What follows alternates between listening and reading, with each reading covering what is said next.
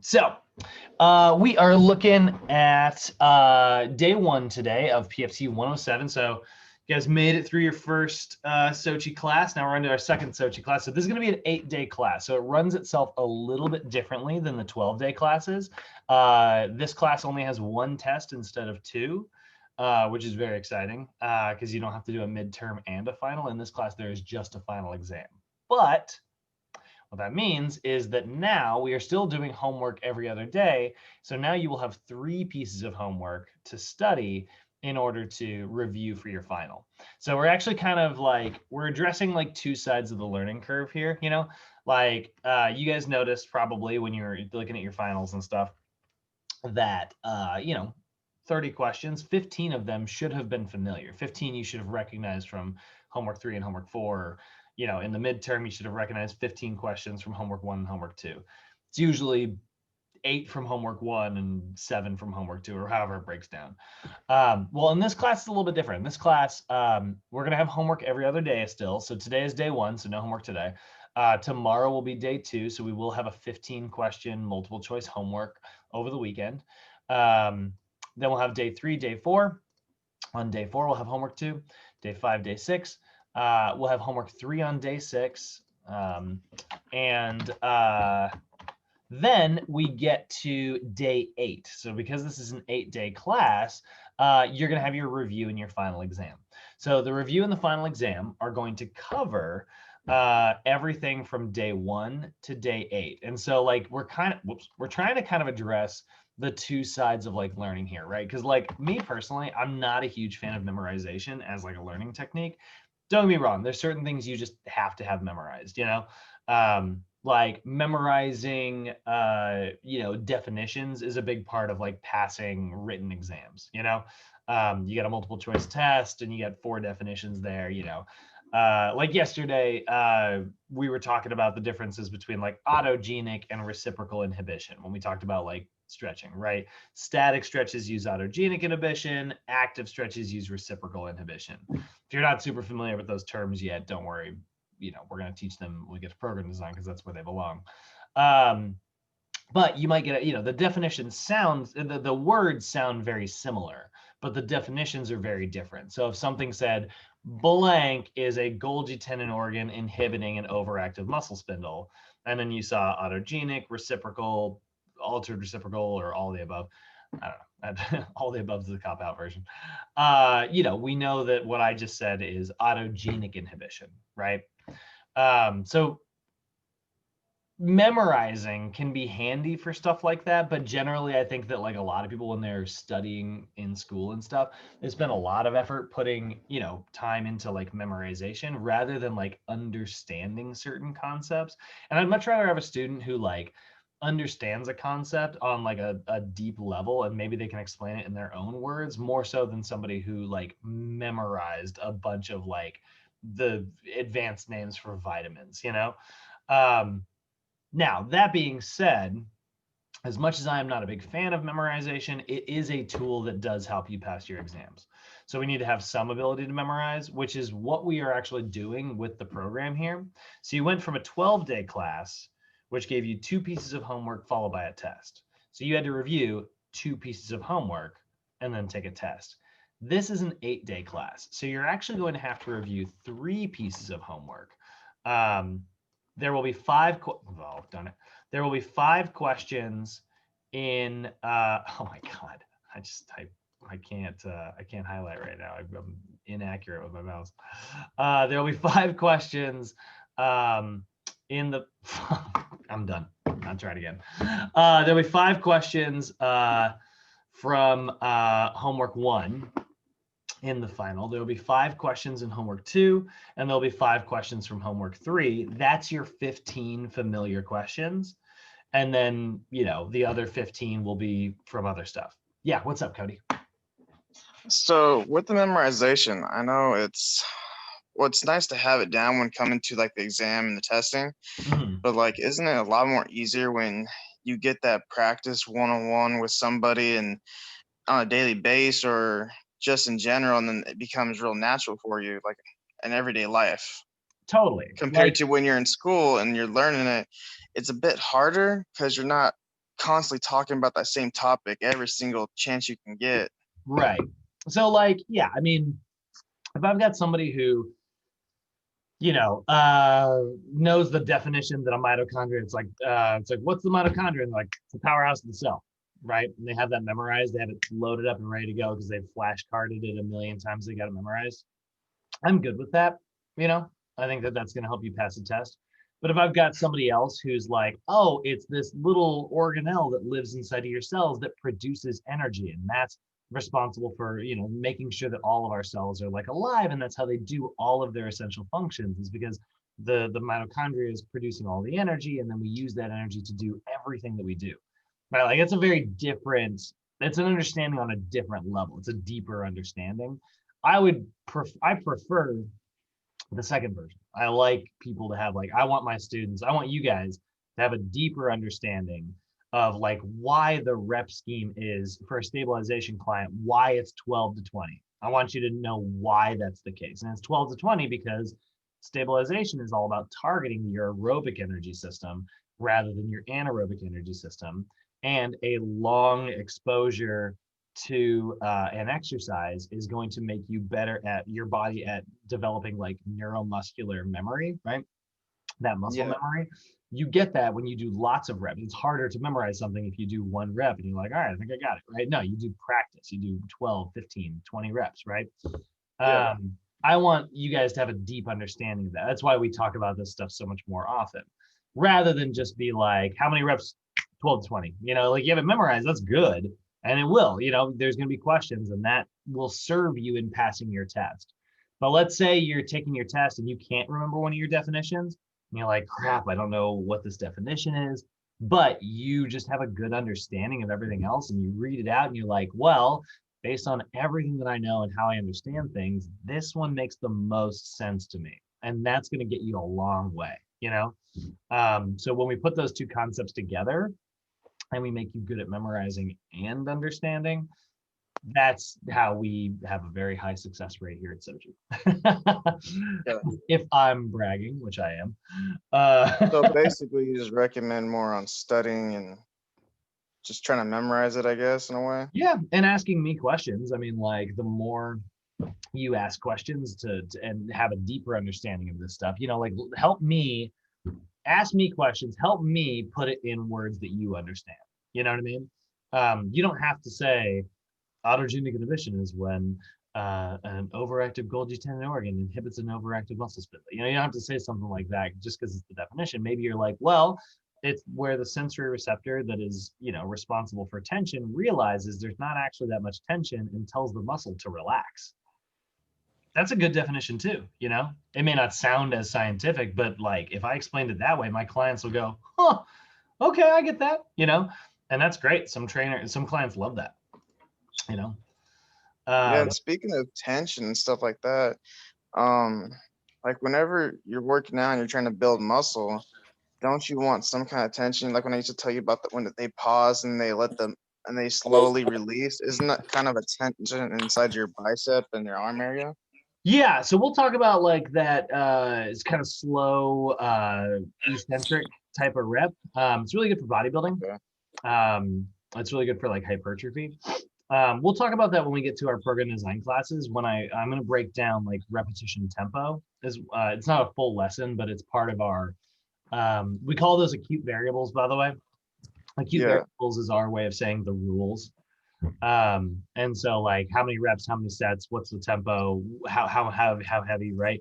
All of that, those are our acute variables. So we're gonna have a whole day on acute variables, and I'll definitely break that down for you for sure. Okay, yeah, because I've seen a lot of guys in the gym that I went to school with that were doing that, and they were telling me it's really good to help build the muscle. And then I tried doing it, and I was like, this feels really stupid because it feels really slow. I'm like, I don't feel nothing. Like, trust me, after a while, you'll start feeling it.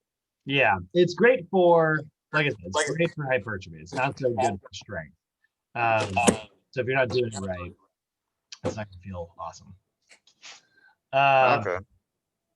All right, so oops. All right, so let's go ahead and I want to break you through just really quickly what these PowerPoints are going to be. So today we're doing our intro to nutrition.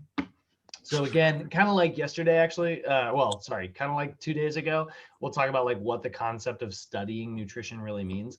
Then tomorrow we'll do a quick review of the digestive system again. Then we're going to talk about macronutrients.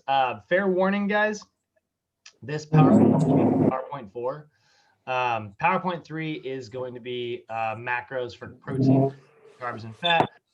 Number 4 is going to be vitamins, minerals, and water, right? These two PowerPoints are the largest PowerPoints in the entire Sochi program.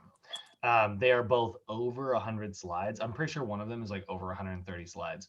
And the reason for that is because we actually don't have a nutrition textbook for you guys. Not that you have to like have a nutrition textbook. You know, we're going to teach you plenty about nutrition. But like, this is where, you know, there's like 3 or 4 slides dedicated to like, what's a really good source of beta carotene? And it's like, boom, slide, another slide, another slide. And it's like, you can get it from carrots and squash and this, and it's going to just be like a lot of like empty space with like, and that's great if like you ever need to look that up really rapidly and you're like, where can I find vitamin A? You know, but like, again, memorizing where to find your vitamins is actually, honestly, in my opinion, not a very good use of your time. But we have it in the version of these slides. So you'll notice that like I will be moving through these slides very quickly. Sometimes when students see those slides though, they freak out because they're like, oh my God, how am I going to memorize this whole thing? And it's like, you're not, you don't do that. Like, don't spend your time, you know, memorizing stuff like that. It's honestly not a good use of your time. You're much better off spending it studying other things. But I want to just mention it now. Those things do come pretty easy when you can turn to your daily life to help yourself out. Yeah, but you know, it's like one of those things where you can just go like good sources of vitamin A, you know, like boom. You know, where can you find your retinol? Yeah, I'm not gonna memorize all that crap. Well, here's the thing. It's not that bad. You're just like, oh, anything that's freaking orange. Oh, that's freaking easy. See? It really is, right? But we got 5 slides that say that. So I just want you guys to, I always prep my students because I've had people be like, I've had people like open it up and they're like, send me text. They're like, 105 slides? How am I supposed to study this before tomorrow? You're not expected to. It's okay. So basically, it's just an easy way of breaking it down to memorize it in a certain way, or we like that you have it. It's like we gave you a resource to search through. You know? okay. Then we got PowerPoint 5 here. This is gonna be nutrient consultation. This is where we're actually gonna break down. This is where I'll probably have my friend Rebecca, if I can get her to join us on the Zoom call. This is where we'll do a little bit of actual consultation. You know, what is our role? What are we allowed to tell people how to, you know, how can we help? Then we'll look at weight management. So this is where we're going to calculate some numbers. I told you there was going to be a math day. Here's the math day. So, you know, we're looking at like, how do we calculate the math? Like if somebody wants to lose 16 pounds, well, 16 pounds is times 3,500 calories. That's going to be a total deficit of 56,000 calories. Let's say this person wants to do that in 12 weeks. So that would mean that they need to have a 4,600 calorie deficit every day. Let's say that is, you know, 7 days in a week. That means they need to cut or 666 calories out of their diet every day for the next 12 weeks. And if they do that, yeah, that math, get there.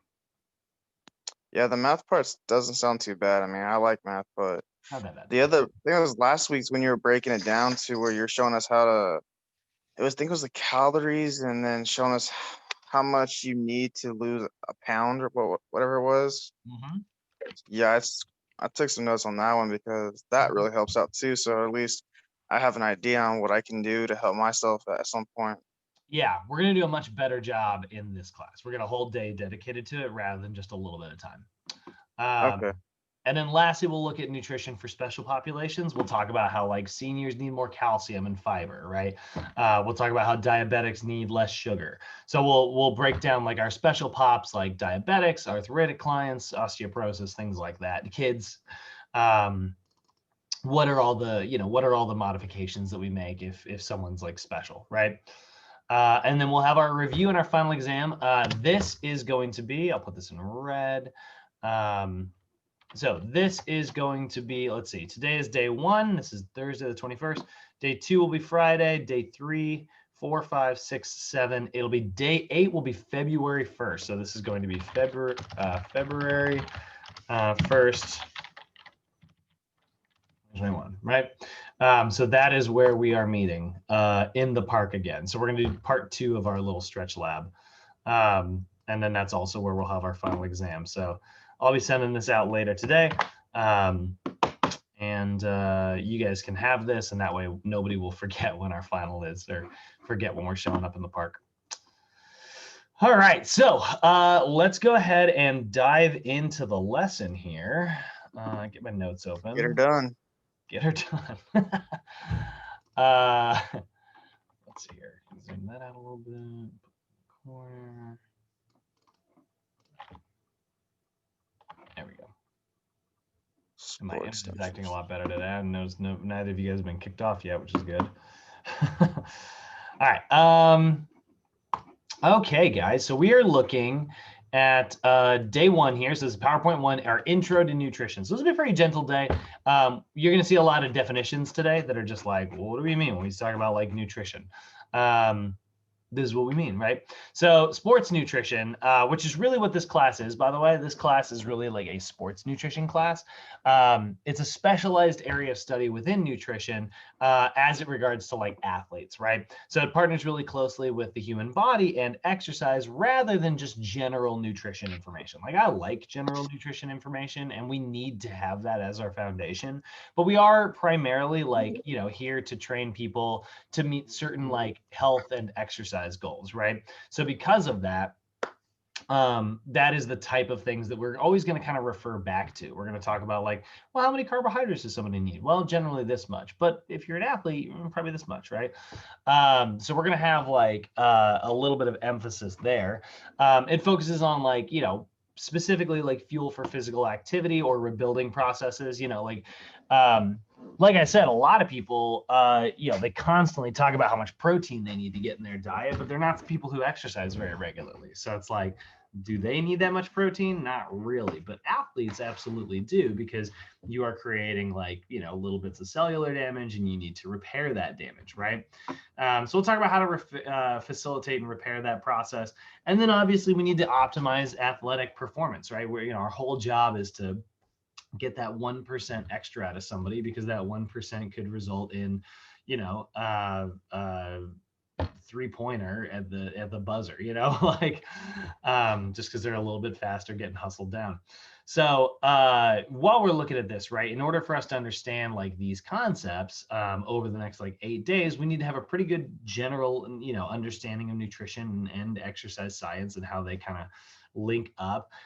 We need to have a little bit of understanding about how to practically apply it. Because here's the thing, I always say this about exercise programs. You could create the world's greatest workout program, but if you can't get your client to do it, it's not really worth that much, right? Like, here it is, the world's greatest program. I wrote it for you, Kenny. And then it's like, you just have to do it at 4:30 in the morning every day for the next year, and you're like, I'm not really willing to get up at 4 a.m. And so it's like, thanks for the world's greatest program that I'm never going to use. That's how I feel as somebody who does not love cars. Like, I'm just not like much of a car guy. I never have been. If someone were to like give me a Lamborghini, like, I'd be like, this is a terrible waste.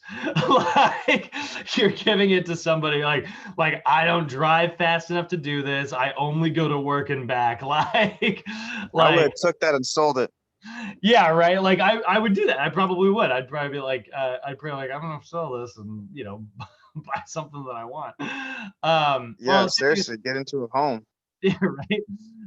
The same thing is true about like nutrition, right? Like we want to be able to like, actually learn how to practically apply this with our clients, because your clients,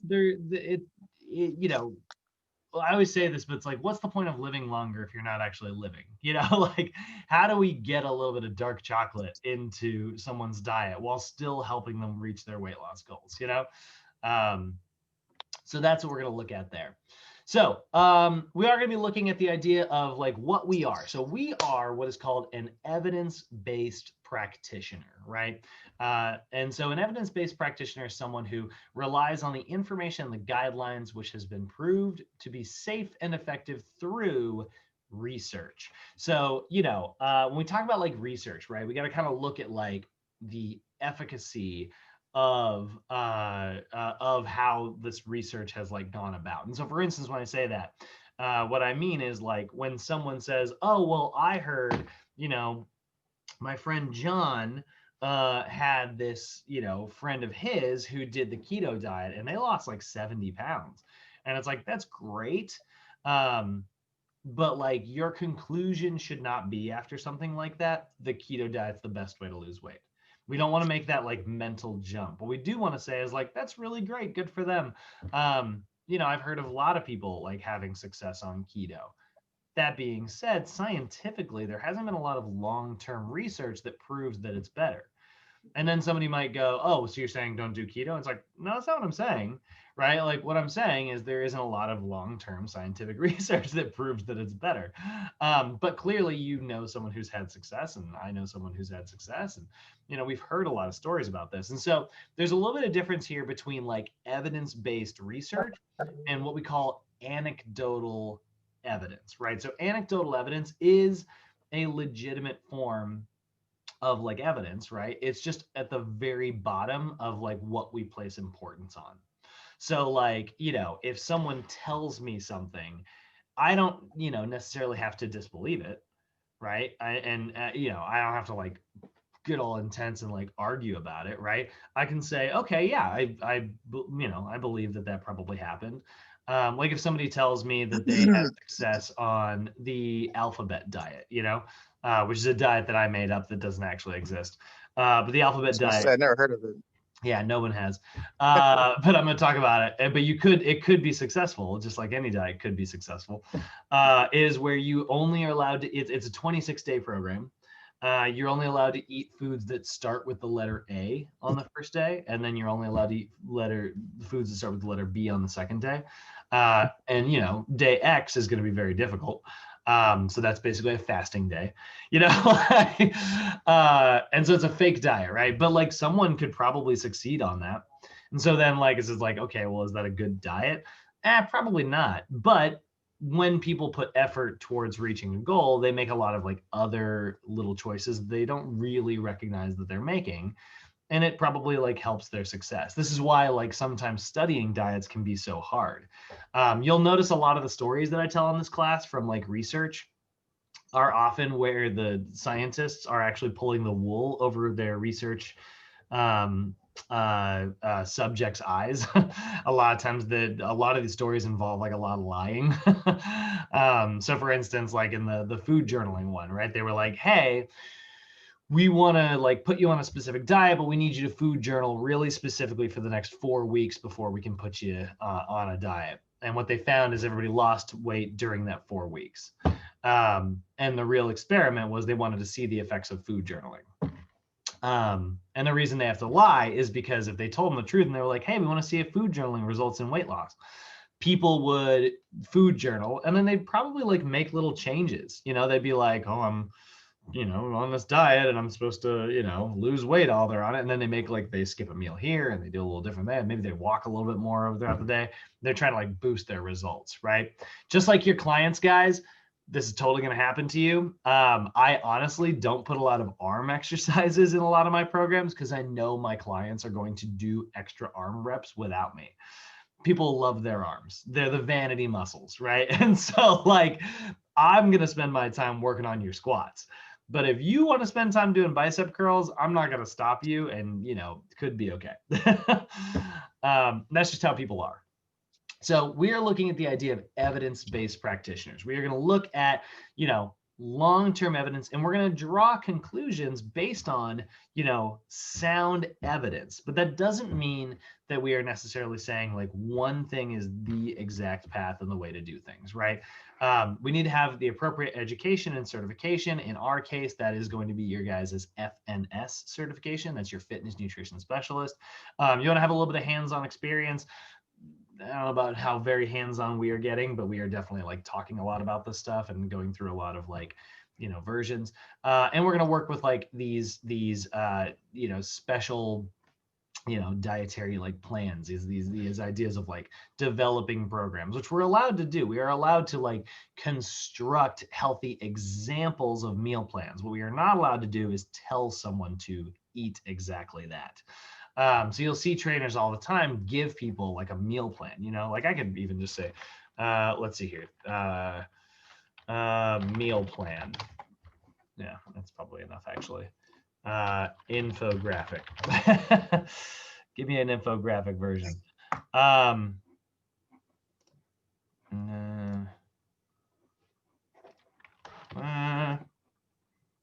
we go.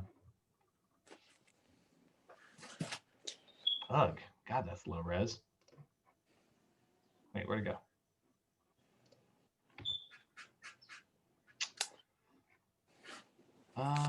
There we go. All right, so again, I pull something like this up, right?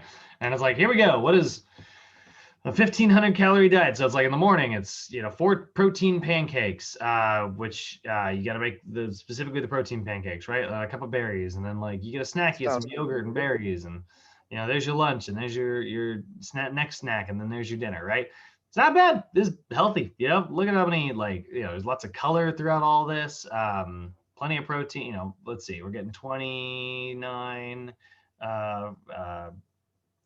54, 71 or 61. Yeah, that's like 90 grams of protein. That's pretty good, right? It's not terrible. For somebody, this is probably like really great for female mid-30s, right? Good weight loss program here. 1,500 calories. What's that? It's only 1,500 calories right there. Yeah. Yep. That is insane. So it could be effective for someone, right? So I could hand someone something like that and say like, well, here's a really good example of a 1,500 calorie meal plan. But what I cannot say is I want you to eat this, right? That's the difference. So we know that like, when we're talking about like sports nutrition and nutrients here, we're going to be talking a lot about like the idea of essential nutrients, right? And when I say like essential nutrients, again, I say this all the time, but anytime you hear the word like essential and we are in the realm of biology, it is essential that you get this in your diet. That's what that means. It's essential that you consume it, right? And so your essential nutrients are really important because they help us produce energy. They contribute to the growth of like all of our body tissues. They help regulate our body processes. Like iron, for instance, allows you to carry oxygen in your blood cells. Zinc allows your immune system to kill the foreign invaders, and it prevents like deficiencies and degenerative diseases, making sure that you're getting calcium in your diet and ensures that like your bones stay healthy. Getting vitamin D in your diet ensures that you can use calcium, and so it can prevent these like specific degenerative diseases. And so nutrients are a very important part of our conversation here. And so when I say essential nutrients, these are nutrients that must be obtained from the diet. They are necessary for the proper functioning of your body. And when we talk about that, there's 6 of them, right? In 3 major categories. You've got macronutrients, right? And macronutrients, and actually here, the 6 of them are carbs, proteins, fats, vitamins, minerals, and water. So macronutrients, the term macro, right? Anytime you see the word macro means huge, right? Macroeconomics is like world economics. Microeconomics is like, community economics. Macronutrients are like big nutrients that you need lots of. Micronutrients, you need just a little bit of every day. So your macronutrients are carbohydrates, proteins, and fats. We usually measure our needs for these in grams, right? That's why we're seeing, macro breakdown. You're going to see it always listed out as like, a percentage, and then that's going to be X number of grams per day.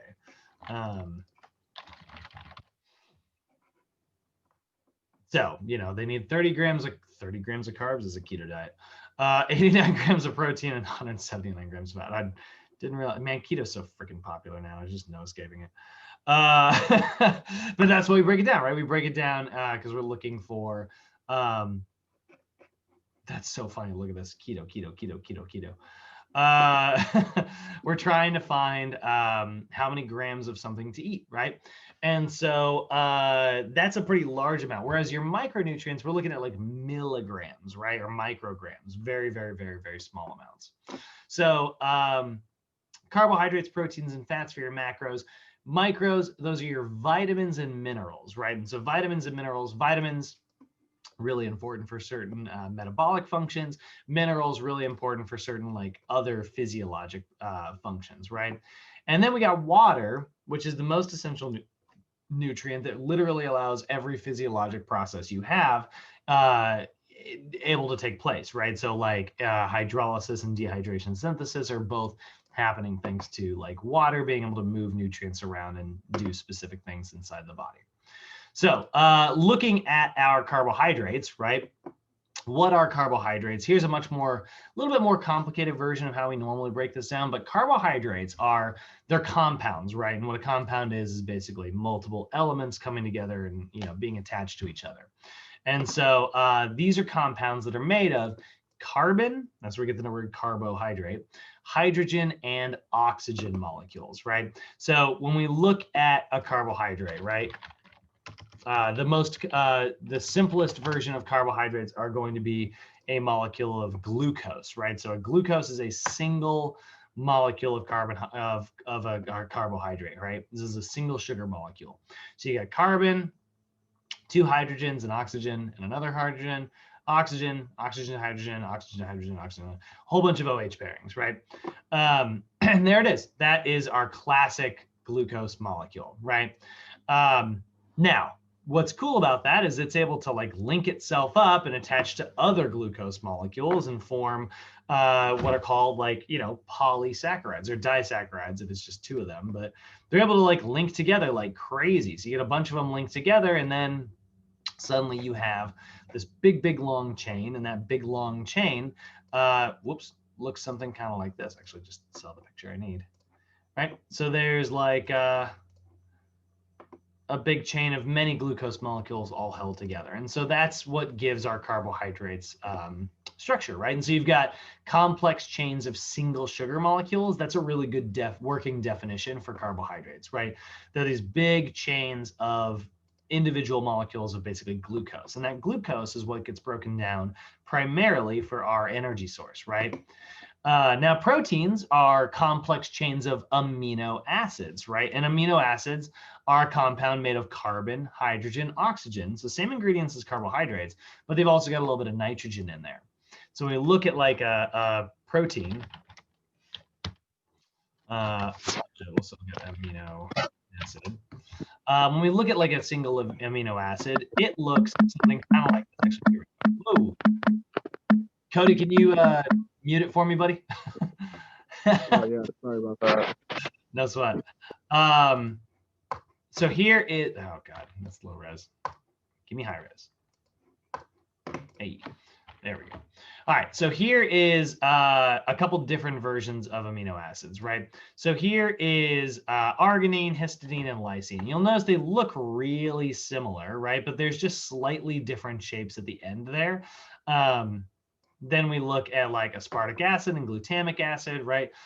They look a little bit different, right? So you can see all of the shapes of these amino acids are just slightly different from each other.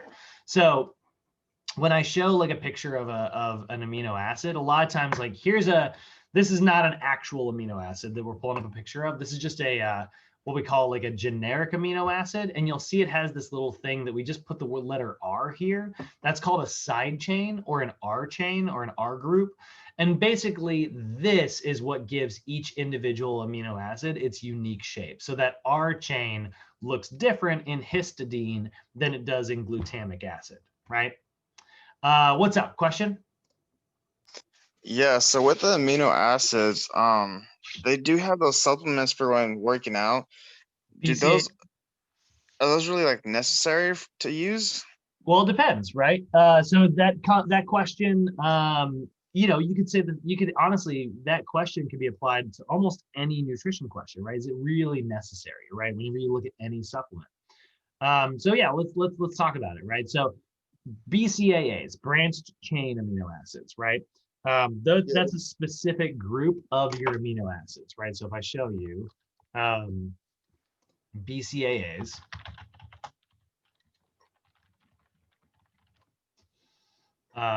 it's this list right here. Yeah, because I had some guys I used to work out with, and they were telling me to get into using those when working out. Looking for a list here. Man.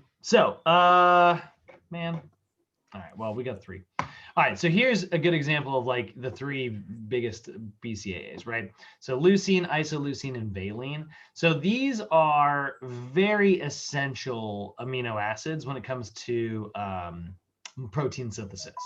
I mean, don't get me wrong, every amino acid is essential when it comes to protein synthesis, right? We need to have all 20 of them to be able to do it.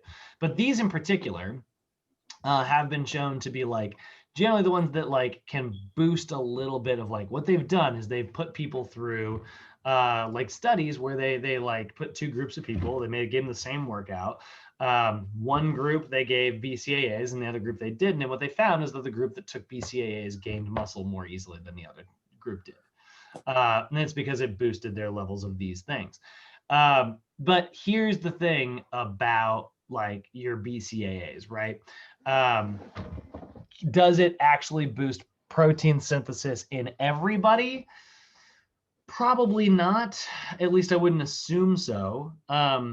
If you have a very balanced diet, like I'm trying to think about how I could break this down in a different way. Let's say like let's say it's calcium, right? So let's say like I need a certain amount of calcium to repair any bone damage that I created during my workout, right? Because just like your muscles get broken down during a workout, your bones experience little tiny microfractures, right? So I need calcium in order to like repair those little tiny microfractures. So if I'm getting enough calcium and my body's able to use, as much of it as possible to repair all of that damage, great. But do you think there's any benefit to getting more calcium beyond how much I can use? Probably not. Probably not, right? So it's kind of the same story with BCAAs, right? If you are on a low protein diet, BCAAs might be a really effective, tool to. I believe that it has boosted some people's performance. I believe that there's definitely room for that. I think it's possible, right? But do I think it's necessary? Often not, because like what you should be doing is, let's say that you're spending $20 on those BCAAs, right? $20 could go for you shopping with better, healthier groceries that give you the protein necessary so you get those BCAAs and now also give you like vitamins and minerals, which that powder does not have, right? I just think those supplements are just something used to overdo it with your body that it doesn't really need it. But there's smarter ways of going to the gym prepared with your body from the meal prepping and everything else than just using supplements like that. Yeah. The 3 supplements, you'll hear me say this, you'll hear me say this again and again, but the 3 supplements that have been time and time again proven to be effective in the world of like weightlifting are creatine, caffeine, and regular old whey protein. Whey protein because it's just a very easy way to make sure you're getting enough grams per day. Caffeine because it does boost performance, and creatine because, well, it also does boost performance. Like we looked at in we're talking about the ATP-PC system. Those 3 supplements have been proven. Now, could you get some benefits from taking fish oil pills? Maybe, but you could also just eat fish in your diet. Could you get a benefit from taking a vitamin D supplement? Maybe. Or you can go out in the sun for 20 minutes a day, So like little things like that. Like, you know, I believe those studies. When you see like a study that's like, well, these people took BCAAs and it helped them. And I believe people when they say, I started taking BCAAs, it made a really big difference for me. I totally believe you. But I also believe that like, it's not necessary for everyone. So that's definitely like a stance we should take, right? As professionals, we don't want to give advice just because like we experience something effective, you know? I've got plenty of things that work for me really well that I would never recommend to my clients, right? And I think that like getting it through Whole Foods is always going to be your best option. Kenny, do you have anything to add to that? Unless you unmuted.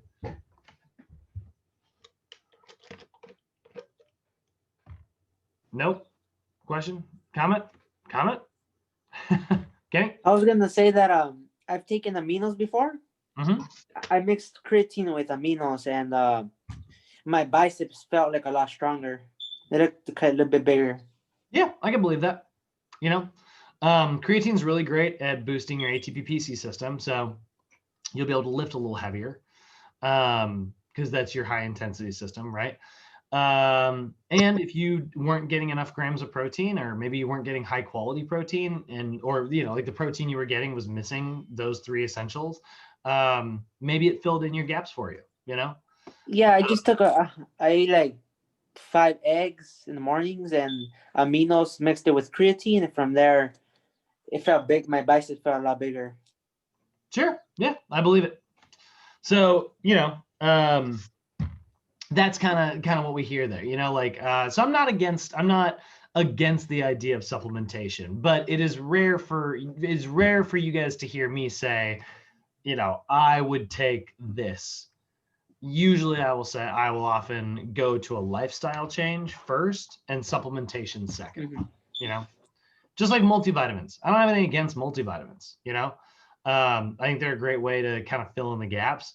But there hasn't been a lot of like evidence to suggest that there's not a multivitamin on the planet that has ever been invented yet that can actually replace food, no matter what the supplement companies tell you. Every time you see like, no, we did it. We got 10 people and we gave 10 people this vitamin and they didn't need, you know, Whole Foods. It's like, all right, well, 10 people out of the entire like human race. That's not exactly a very large percentage, dude.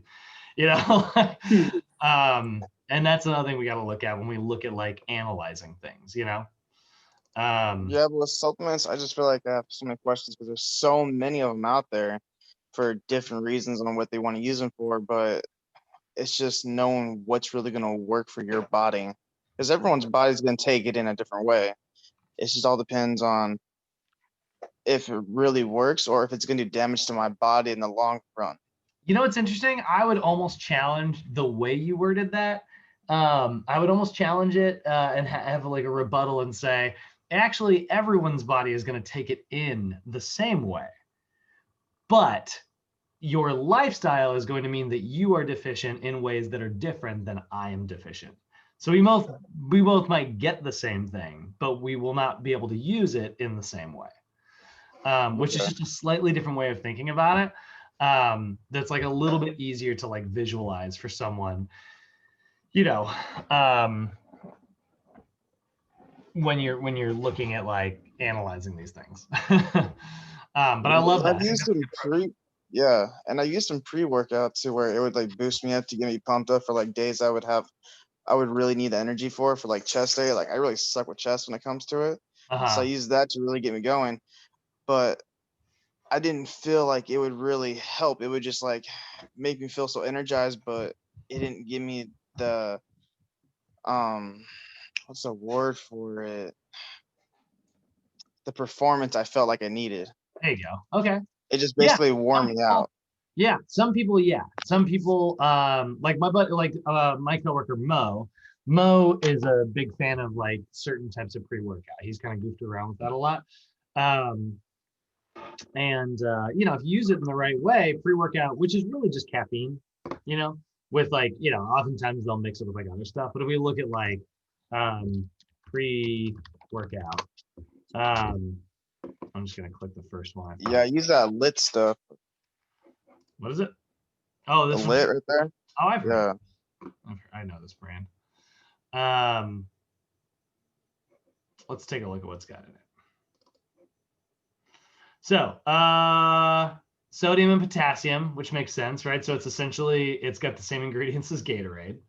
So there, that could possibly help boost performance because now you're making sure that your sodium potassium pumps can create electrochemical signals.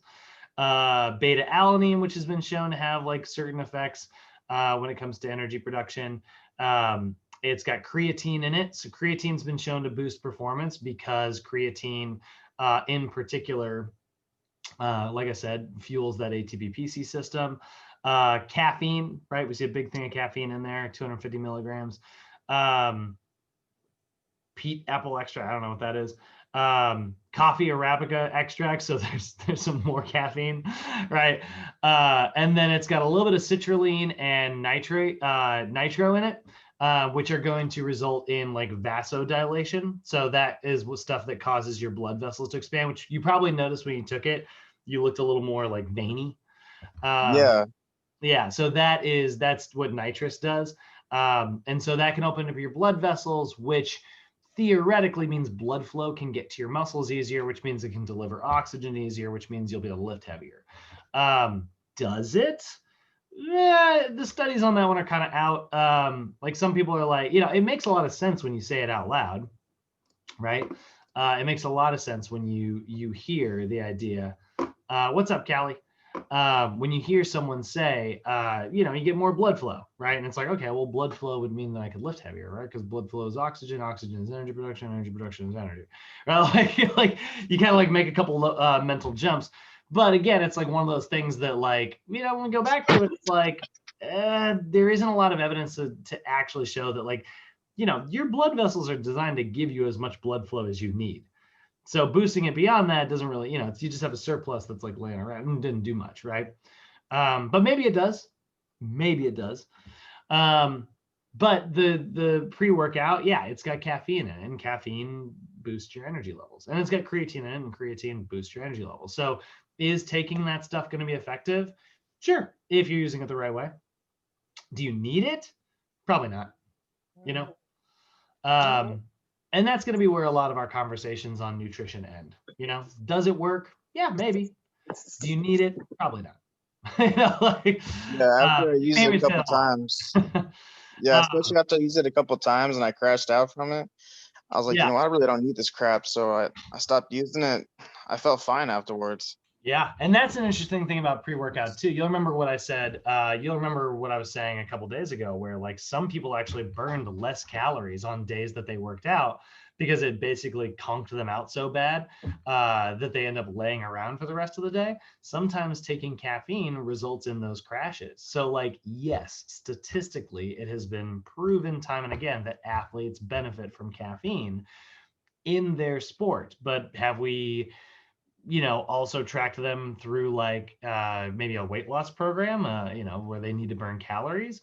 Well, maybe caffeine's not the way to go anymore, So now we're starting to really get specific about like, is it good? And it's like, that doesn't really work that way. It's good for this, but maybe it's not good for this. So really our answer is it depends. And this is the one thing I'm glad we're getting a lot of these types of questions out of the way on day one here, because we're really setting the tone. You are going to hear me say, it depends a whole freaking lot in this class, because that is often our answer when it comes to nutrition. It's like, is this good? It depends. Is this good? It depends. Like good for somebody on a strength program, not so great for someone on like an athletic program. Really good for somebody on like a weight gain program, not so good for somebody on a weight loss program. I love it. You're fired up. So let's go ahead and keep moving through proteins here. So BCAAs, right? Are they good? Well, it depends. But let's look at like what I say again, what amino acids are, right? They are those compounds. They look just like carbohydrates, but because of that little nitrogen chain, it gives them a unique shape. And there's about 20 of those unique shapes. And that's where you have 20 amino acids. And like I've said in the past, in our other classes, you've got some of them that are essential because you can't make them. So you need to get them from your diet. And you've got some that are non-essential, which your body can actually make on its own if you don't have enough of them. by breaking down the other ones. So, you know, sometimes it's not just about how much protein you're getting. Sometimes it's about like your protein profile, you know? Now, you will hear me say, like, you know, animal sources are always going to be an example of having every amino acid. But that does not necessarily mean that I am saying like a carnivore diet is better.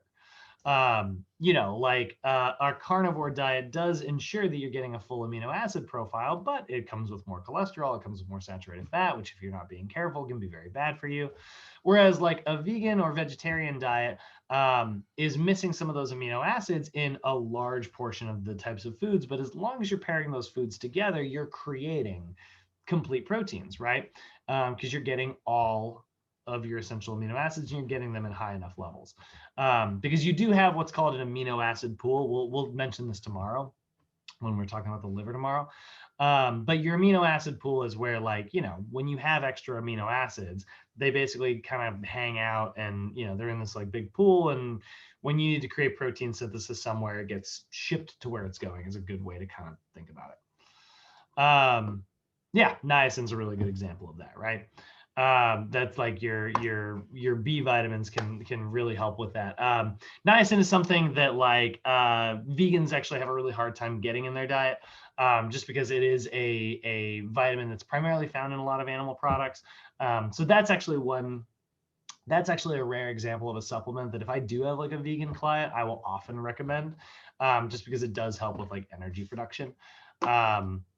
But there are sometimes like, I don't know, there are some good arguments against like the whole like niacin deficiency things that you'll hear people say. A lot of times people will use that as like, oh, you shouldn't go vegan because you don't get enough niacin.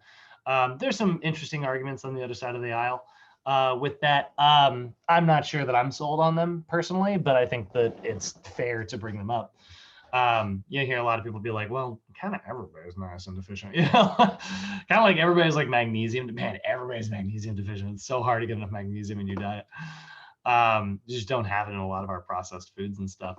But my favorite good source of magnesium, dark chocolate. It's my favorite place. You know, just get just a little bit every day. It'll make you stay on your diet. You know, it makes it feel like you're not trudging through things. And it's a good source of certain antioxidants and a good source of magnesium as well. All right, so those are our proteins, right? You get your essential and non-essential amino acids there. And then we got our fats, right? These are compounds that are actually the same ingredients as carbohydrates. They're just in a very different shape, you know, carbon, hydrogen, and oxygen again.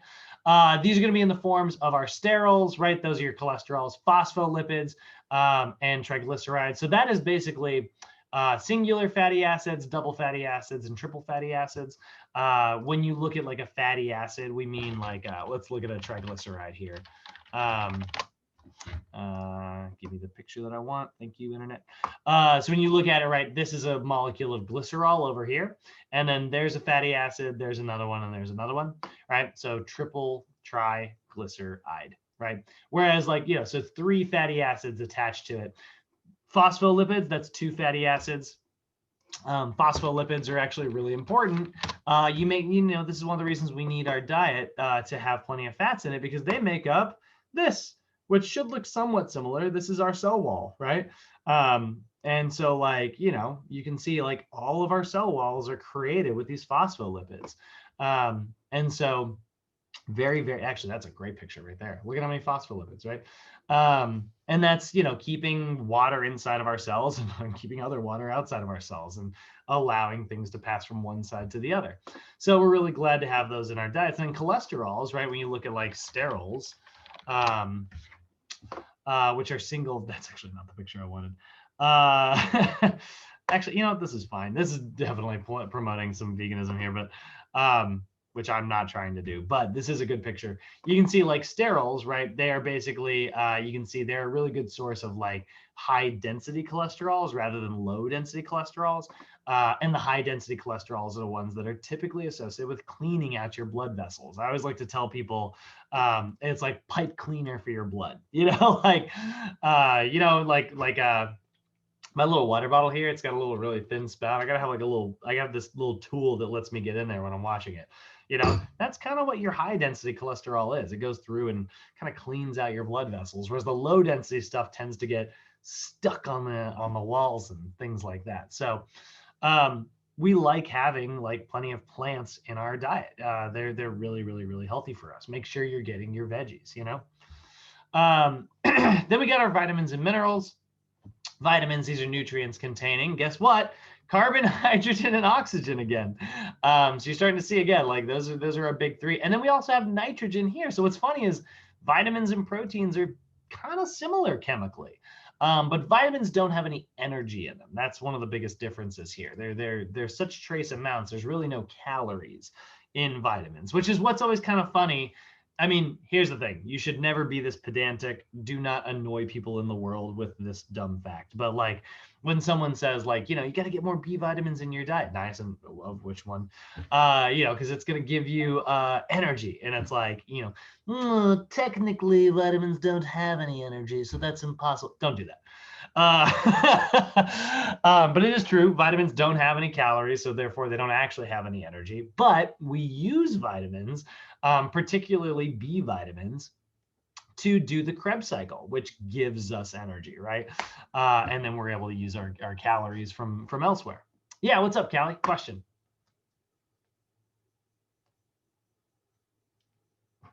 What's your question? Oh, you're still on the mute. Sorry, I can't quite hear you yet.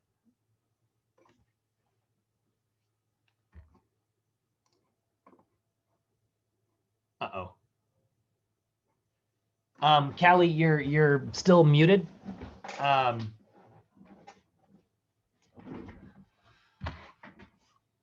don't know where to guide you for the mute button. I'm not sure where they keep it on the phone. I'm sorry. Try like holding your thumb down maybe, or swipe.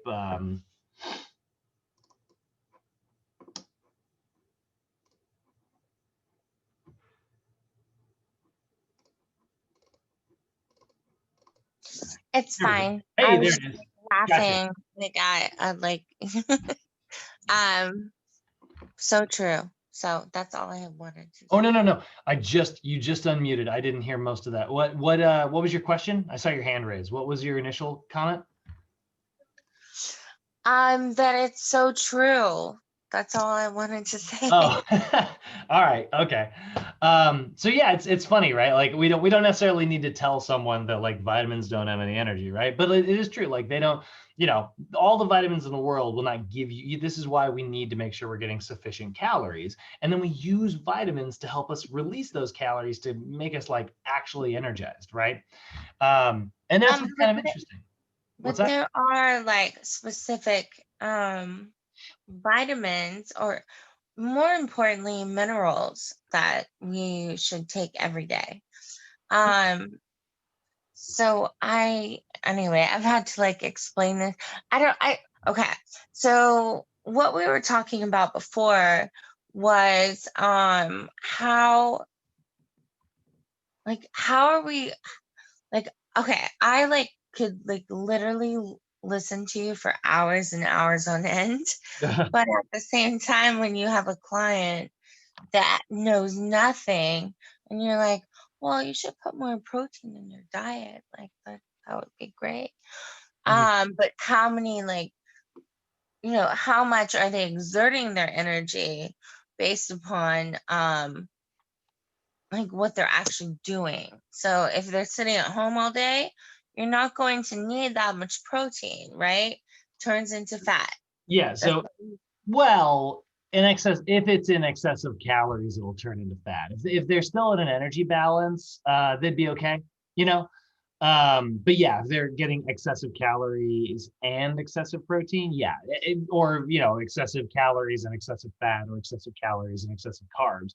Doesn't really matter which one they're getting too much of. Yeah, it's going to be converted into fat because your body's going to go, hey, this is great. We got all this extra calorie. We got all this extra energy that we can hold on, and we can use this if we ever run out of energy later. And so it's like, put it on the thighs, you know, like, and yeah, your body will store it. But like my mom, like she like hates to work out. Okay. So like I'll go for a walk with her, but like beforehand, I'm like, like climbing the stairs because I'm like, I know what I need to do for my body. But she like hates to work out, and then she'll, I'm putting quotation marks up because I'm like, she loves to like diet.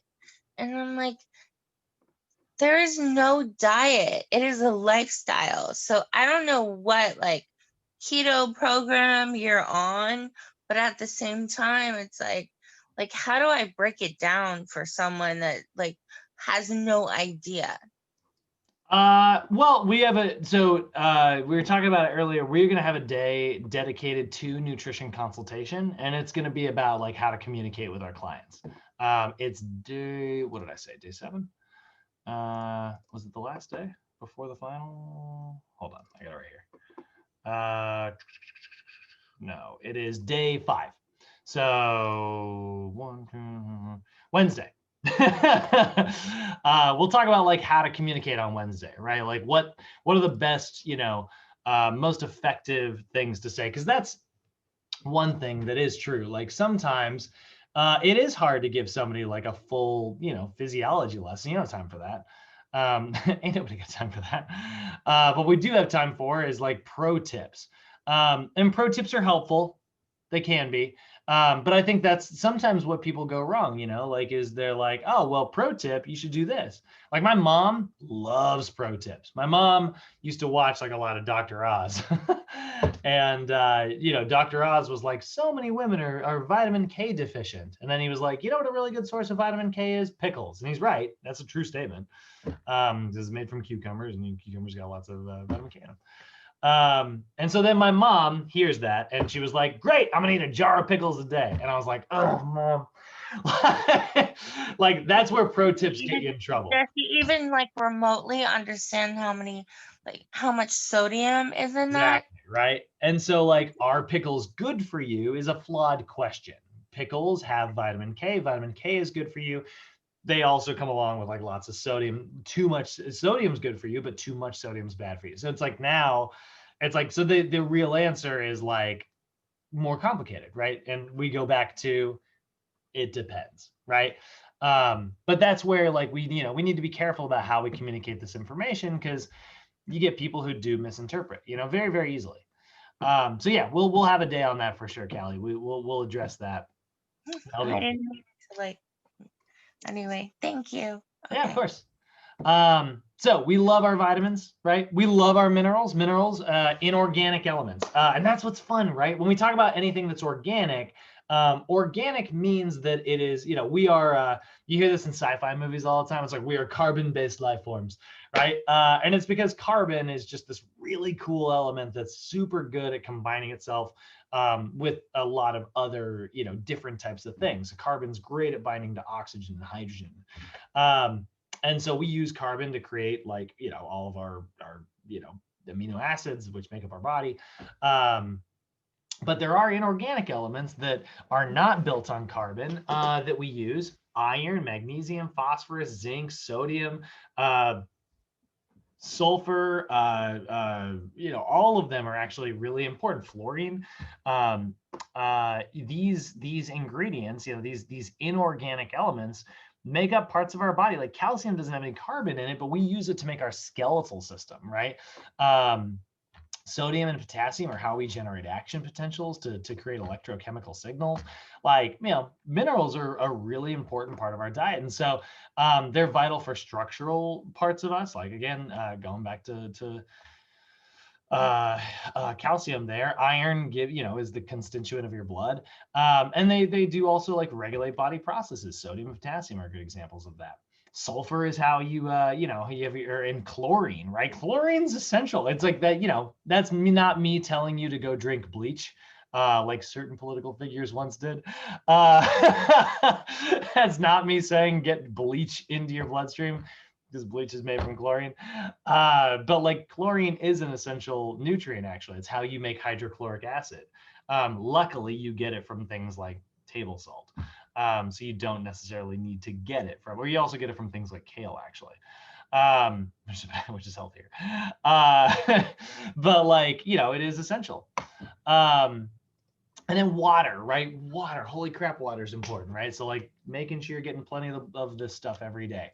It regulates your body temperature. It lubricates your joints. You know, there's so much fluid inside of your joints that allows you to move. And it transports nutrients to different tissues. So that's hugely important as well. So making sure that we're getting adequate levels of water is going to be incredibly, incredibly important every single day. And so as we're looking at all these things, those are our essential nutrients, right? And we've kind of set the stage for what we're talking about here. We know that like we do have like a difference between like our nutrients that allow us to do certain physiologic processes and our energy nutrients. And our energy nutrients are those macros, right? The carbs, the proteins, and the fats. And in the fats, primarily the triglyceride parts of fats, where there are like a lot of, you know, specific calories. We need fats, you know, to get the energy, but we also need them to get those essential fatty acids, your sterols, your phospholipids, right? So, you know, your energy nutrients are where we are going to get all of our calories from. We need to make sure we're getting enough calories to supply us with enough energy, right? When you get on way too low of a low calorie diet, you know, there's not very much energy in your diet, which means that you in turn are going to have to find energy from somewhere else. And if that somewhere else is your body, that's going to result in like a reduction of that body because you're going to burn it up as a fuel source, right? And so now there's going to be a little bit less of you here, you know, in this part of the world, right? And it's great if your goal is weight loss, but if you're too aggressive about it, you're going to lose the parts of your body you might not want to lose. You might lose a little bit of muscle tissue. In really severe cases, you might lose bone tissue, right? And so that's definitely not something we're trying to tap into. So that's where we need to like look at our specific energy needs, and everybody's going to be different. That's why, like, you know, when I see infographics that are like, here's a 1,500 calorie meal plan, like we looked at that picture of earlier, it had a lot of good healthy foods in it. But would I recommend that to someone? It's going to totally depend on the client. If my client's relatively short, relatively maybe a little bit older, and you know, doesn't weigh very much, well, yeah, maybe 1,500 calories is the perfect diet for them, you know? But if my person's tall and very, very muscular, and maybe really, really, really heavy and young, you know, they're burning a lot. They got a lot of things that are boosting their calorie burn. And so like, it can be a very dangerous diet for that person. It's like, yeah, you lost weight, but at what expense, you know? So we're going to look at that. What about like the people that are like super skinny and they like all they can think about is like putting weight on them? Mhm. And I've never had to deal with that because I'm a woman and like I Sure. would love to like know more about that. Yeah, well, we're going to talk about that in our weight loss class. So that'll actually probably not be too well addressed in this course, but it'll be addressed in our basically 2 weeks from Tuesday, where we get into PFT 110. But a lot of that has to do with this concept called NEAT, NEAT, non-exercise activity thermogenesis. Big fancy way of saying how much somebody fidgets in a day. Some people are going to have naturally faster metabolisms. You know, maybe they got a thyroid that's like, you know, just working all day. That'll burn extra calories. Or maybe, you know, somebody's just a little fidgety. That fidgeting, you know, it makes very small differences over very long periods of time, you know, 30 years, 40 years, how old somebody, you know, like, and so like, you know, like my dad, like I said, he's an example of that. He tends to be kind of a fidgety guy, kind of like me. And that, you know, could be a lot of times like what explains something rather than someone's actual metabolism. We will be looking at that for sure. If you do want to get a little sneak preview though, Callie, if you want that like a little more thoroughly answered than we got time for today, I'm willing to talk about it after class. But also, you can write this down. Jeremy Ethier, he's one of my favorite fitness YouTubers. He does a really good episode on NEAT that I will actually be showing in class in a couple weeks. But if you YouTube or Google Jeremy Ethier and then NEAT in all capitals, NEAT, he's got a really good breakdown of it, and he'll give you a little preview of what's to come in about 2.5 weeks. So Energy. What is energy, right? When I say energy, I'm talking about ATP, right? This thing that we talked about all like crazy in PFT 105, right? Adenosine triphosphate is the molecule that we use as energy because like storing energy is really dangerous, right? You see that when you look at something on fire, right? That's all that energy being released, right? We don't want energy to get released in us like that because we would go, you know. So instead, we store energy in chemical bonds. Particularly in ATP bonds, right? In that last little phosphate right there. And that way it's like, hey, when I need it, I can break it off. And now I've got the energy release that I need, you know, little tiny explosion instead of, again, us being on fire. So we break that down into small, you know, we break food into its little components and we use those components to generate ATP. And now we've got a stored energy that we can use. So that's a big part of what we're looking at there. So we're going to go ahead and start today. We got some definitions for you guys right here at the end. These are some of your key vocabulary definitions. You're not going to get, you probably won't get questions about these on your regular NASM test, but you will probably get, I would say, honestly, probably every one of these as a question on your FNS, your nutrition certification test. So we're going to go over them because what I want you guys to be aware of today, we've been talking about, you know, I really do want to come back to this, you know, it depends. But you can't just say it depends always, you know, if you are a government that is trying to like label things in a way that is easy for most people to understand. And that is where these numbers come in. So we're going to talk about what are called your dietary reference intakes, your DRIs. And these are the way that we quantify nutrient needs for most people. So as long as it covers most people, we're happy, right? So when you see a nutrition label, and it looks something like this, and it says, you know, 160 milligrams, 7% of your recommended daily value. You can see here, the percent daily value tells you how much a nutrient serving food contributes to a daily diet of 2,000 calories a day for general nutrition advice. So so I'm not eating 2,000 calories a day. So is 160 milligrams 7% of my recommended? No, it's less than 7% for me because I'm eating more than 2,000 calories. And this is where we get into these are your DRIs, these are your dietary reference intakes. And basically, like most people, 2,000 calories is great.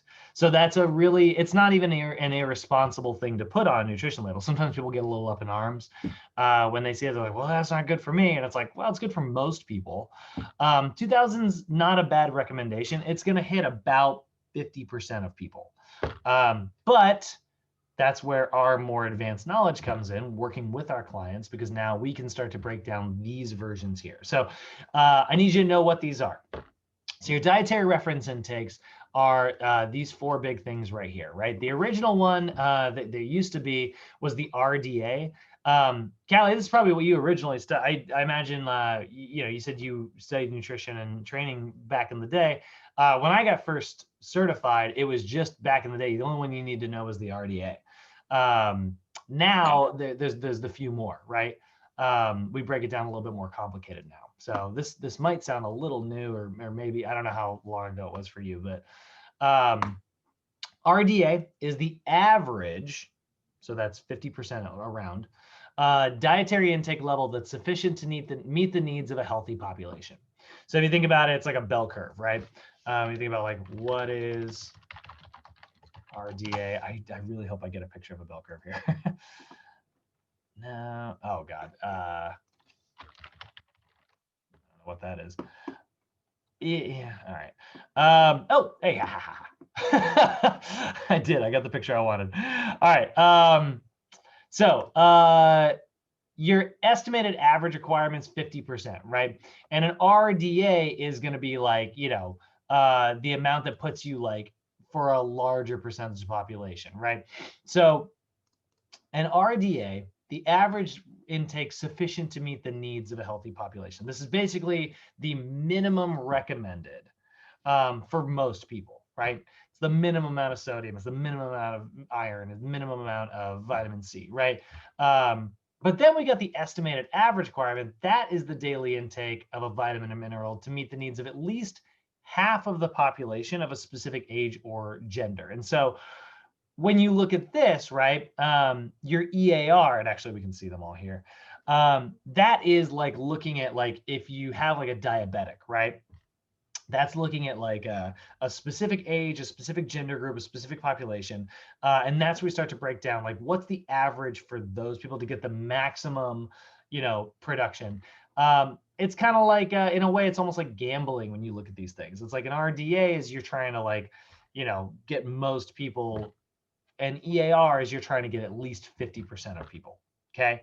So it's a little bit different here. The RDA is about, they say 97% of the population. EAR is exactly 50%. It's the perfect average.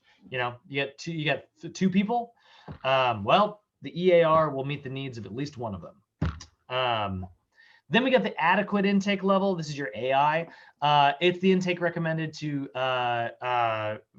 when there's insufficient evidence to calculate like an EAR or an RDA. So basically, if they don't know what the perfect amount to get is, right? Like how much, let's say it's sodium. If they don't have like a specific number of what you should get in sodium to be healthy, the AI is the minimum amount that they know before it has any adverse effects. So like, well, we don't know that you'll be healthier by getting this much, but we do know that you will be unhealthy if you do not get this much. So the adequate intake is your minimum level, right? So if your RDA is the recommended level, and then the AI is the recommended minimum level, right? So it's like you should be getting this much calcium, but at bare minimum, get this much calcium, right? And then tolerable upper intake level is the opposite side of that. Actually, this is where it's the highest level of intake before you actually end up in adverse territory. So for instance, too much vitamin B12, it's kind of an interesting one. It can actually cause like tingling in like your extremities. You'll actually get like almost, it's like not necessarily nerve damage. I mean, in long term it very well could be, but you'll get like these like you'll get a little numbness or tingling sometimes in your fingertips with too much B12. So that's actually like too much, or like you can end up with like hypercalcemia, right? Too much calcium in your diet and your blood actually starts like putting calcium everywhere and it starts hardening things. So there are levels of too much vitamins or too many minerals, right? We definitely know people sometimes get too much protein. Some people don't get enough protein, right? They need that adequate intake. Other people, they get too much protein. It's like, hey man, your kidneys are gonna blow up, And so that's your tolerable upper intake level.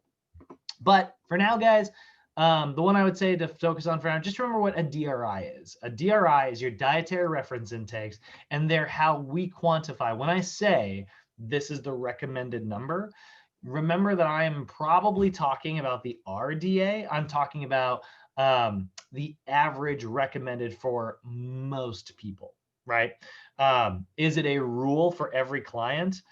I'm pretty sure that, at this point, I've said it enough times, probably, that we're aware that like, no, it's not a rule for every client, right?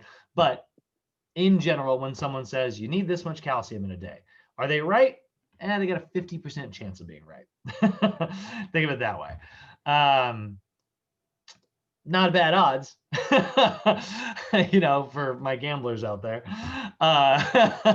but like definitely not specific. And if we want to be specific, well, then we're going to need to do some much more advanced conversations with our clients. Now, how do we make sure we're getting enough of this? And this is what's kind of cool, because the government, it's not necessarily the government's job to make sure that everybody is getting their vitamins or minerals. It's not necessarily their job, but at the same time, like it is in the government's best interest, because a healthy population means that, you have better government. And so like, that's why we have like the FDA, we have the Food and Drug Administration, which is there to make sure that like, companies are not putting stuff in foods that are super unhealthy, but at the same time, they're just there to make sure that the foods are not, I'm sorry, I just said not unhealthy. That's totally not what the FDA's job is. The FDA's job is not to make sure that food is healthy. The FDA's job is to make sure that food is not poisonous. That's actually their job. So I could, start dumping 50 grams of sugar in an 8-ounce cup and sell it as Brad's energy water, because sugar's been proven to result in energy, right? I could totally sell that. Is that healthy? Definitely not, right? 50 grams of sugar in a drink, definitely not healthy, right? But is it dangerous enough and poisonous? No, it's not. So the FDA will say, I mean, yeah, you can sell that,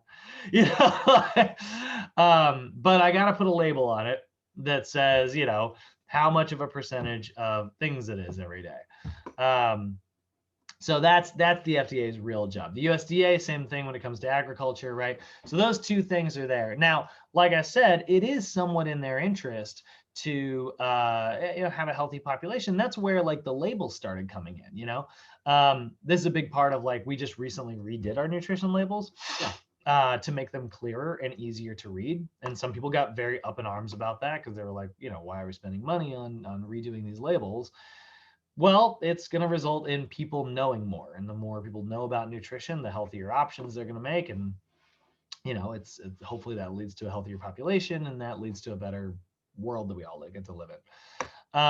So that's also where these ideas of enrichment and fortification come in. Now, I'm not saying that you should be entirely relying on enrichment or fortification when it comes to foods, but I am saying like I'm actually glad that these things exist. I would much rather get my foods from unenriched or unfortified sources and sources that just have naturally high levels of these vitamins and minerals. But when you see like a kid's cereal that is like fortified with something, it means that that food is actually adding a little bit of a vitamin or mineral to that food to make it ever so slightly healthier. Again, I'd much rather get it from natural sources, but I'm glad that like at least it's in there somehow, because not everybody has access to these kinds of things. It's the same thing where like, this is interesting because I always tell you, you'll hear me say it a million times, avoid trans fats. Trans fats are terrible for us, right? But I am still glad they existed. I'm glad that they got invented, because there was a long period of time where we needed to find a way to be able to transport foods long distances, and trans fats really helped with that. Unfortunately, we kind of like everything in this world, we took it too far and now we're unhealthy. But I'm glad it existed for a while, I'm glad preservatives exist. It allows us to get foods to people who, need them. But are they healthy? All right. So what is enrichment? They're not healthy at all. So. I mean, yeah, they're healthier than 0 calories, Sure. Can I just like chime in for a hot minute? Sure. Okay, so like, so we all like buy, how do I explain this? Whatever preservatives that are on like your canned food, you can just put it over, you just put it over a strainer and put it under water, and then like it all kind of goes away. So you don't have to like put it in your belly if you don't want to. So you can just like clean it off. Yeah, something that works really well. Yeah. Okay. Particularly like canned beans are always my go-to example of that. They're my favorite example. Not that there's not other examples, but I love canned beans. They sometimes have like high sodium content, but cooking beans is such a pain in the butt, so it's just so much easier to buy the canned ones. Until freaking pressure cookers, now everybody's got like an instant pot. Now beans are easy. But I was like totally on team canned bean for a long time there. Now I got my instant pot, so I don't have to do that anymore. But yeah, you can always just run them under a cold tap, and that washes a lot of that sodium off, which is really nice. That's an instant way to, make your food a little healthier for you. Yeah, and especially for people that like don't have a lot of money, if you can like give them those like simple little things, then that anyway, yeah. Okay. I'm gonna stop now. Good pro tip. Good pro tip. Let's talk about what enrichment is. So enrichment is the addition of vitamins or minerals to a refined product in order to increase the nutritional value. Okay, so I want to show you a good example of that. If we look at some enriched foods here, right? So Cheerios with protein, right? So what this means, there's not a lot of protein in whole grains, although there's some. We got to be fair here. There are some proteins in grain products because there's protein in wheat, but there's not a lot of protein, right? So let's say Cheerios decides to add like pea protein or soy protein, whatever they decide to add to this product, that is going to boost that protein level. So this is an enriched food. It's enriched because it added something to the food that it already had, right? You'll see a lot of enriched cereals, a lot of enriched grains. Here we go, enriched bran flakes, right? They probably added extra fiber to this, which was a very high fiber food before. They enriched it with a little bit more fiber, right? Here you can see soy milk enriched with extra vitamin A, D, E, and calcium, right? You'll see, whoa, what is that a picture of? Good Lord. Oh, it's just a grocery. Never mind. That's actually not that crazy. I've never seen a picture of a grocery aisle set up like this. That looks nuts. The 90-year-old man in me was like, that would make a good puzzle. So you can see, oh my God, look at that, vitamin donuts. Oh man, we were weird back in the day. So that's what enriching is. It means you're adding something that already has an ingredient, you are adding to it, right? Whereas fortification, so it adds vitamins and minerals to a food or product that already had like low levels of that vitamin or mineral. Then you'll see like fortification. Fortification is the addition of vitamins and minerals to a food or beverage that did not have them. So if we look at like fortified foods, these are things, again, like cereals are a great example of this. You'll often see it on a food label where it will say like fortified with so-and-so, right? Here's Tropicana orange juice. They will often fortify this with calcium. They'll throw calcium into orange juice. And so you'll see a lot of stuff like that in like specific foods. Is it a bad thing? Again, not necessarily. It doesn't really cause very many problems, but should you be getting your food sources from only like enriched or fortified sources? Ideally not. Ideally we would eat foods that have naturally high levels of these things and get them all balanced out. But again, like in a lot of your clients' cases, they might be shopping. I mean, when I was younger, and like right out of college, food was like dinner. It was like top ramen with like a side of, I don't know, more top ramen, right? Because that's all I could afford. I was living on a shoestring budget. We used to enjoy when I was in school. Literally, we called it garbage pizza, which is literally this pizza place that when they had their extra slices at the end of the night, rather than throw them away, they would put them into a pizza box and then set them on top of a garbage can. If you showed up after the pizza shop was closed, hey, free pizza. Like, it's on cardboard. I'm not worried about the germs. I am now, but I was not in my 20s. So like, like some people are going to be on that type of budget. If that's the case, enrichment and fortification, these are those things that have been shown to like help in certain communities and in certain scenarios.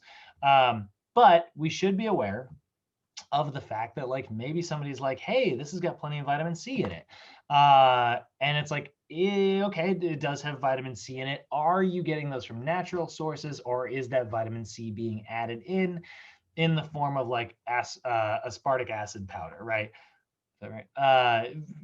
Are they adding vitamin C powder to your food rather than it naturally having high levels? Because your body might process that very differently than naturally high levels. So this is where, as a general tip, yes, enrichment and fortification, are they bad for you? I wouldn't say they're bad for you. But if you can rely more closely on whole foods, not the grocery store, the concept. Whole foods, which are natural, like products as they come, you're going to be much, much, much better off. And we just know that that's true. We just know that, like, it is natural, right? And natural, we, at the end of the day, we're still running on our original hardware. We're still cave people. And so ensuring that we are, giving this hardware the same ingredients that it was originally designed to run on is always going to be a good idea. So these dietary guidelines, when we're looking at these enrichment and fortification, we're looking at our DRIs. This is there to supply the public with information and knowledge about nutrition so that they can make beneficial choices for themselves, right? It makes it easy for your clients to balance how many calories they're getting. Maybe somebody doesn't even know how many calories they're supposed to get. But they track it for a little while and they experiment and they're like, all right, I have a goal. And then, like, they're tracking how many calories, they're not meeting their goal. Great. By being able to see that on a label, it allows them to make adjustments, right? And then that will further help them. This is another reason why I always tell you guys to write your workouts down, track your weights, how much you're lifting, track your reps, all that stuff. Keep track of that, because when you see it, you have data, you can make adjustments if something's not working. My clients who are trying to lose weight, it's interesting sometimes. We'll look at like a food log and it's like, honestly, this is going to sound crazy, but I think one of the reasons you're not losing weight is you don't have enough calories in your diet. It's a very common problem. And it's like, whoa. You lose weight by eating less calories. It's like, yeah, you lose weight by losing less calories, but you also don't have the ability to gain muscle, and gaining muscle makes it much easier for you to lose weight. We'll talk more about that balance in later classes. That's a much, much, much longer conversation than we have time for in this lesson. But, that is an adjustment. And so by tracking that and seeing that, it's really, really helpful. That's why we love nutritional guidelines and why we love nutritional labels, right? They are very helpful guidelines. Could they be more advanced? Of course they could. That's actually why we've kind of redone. Nutrition labels used to just have your total fat. Now it has your total fat and it tells you how many trans fats you're getting. Carbohydrates used to be the only thing on the label. Now it tells you how much fiber and how much sugar are in that label.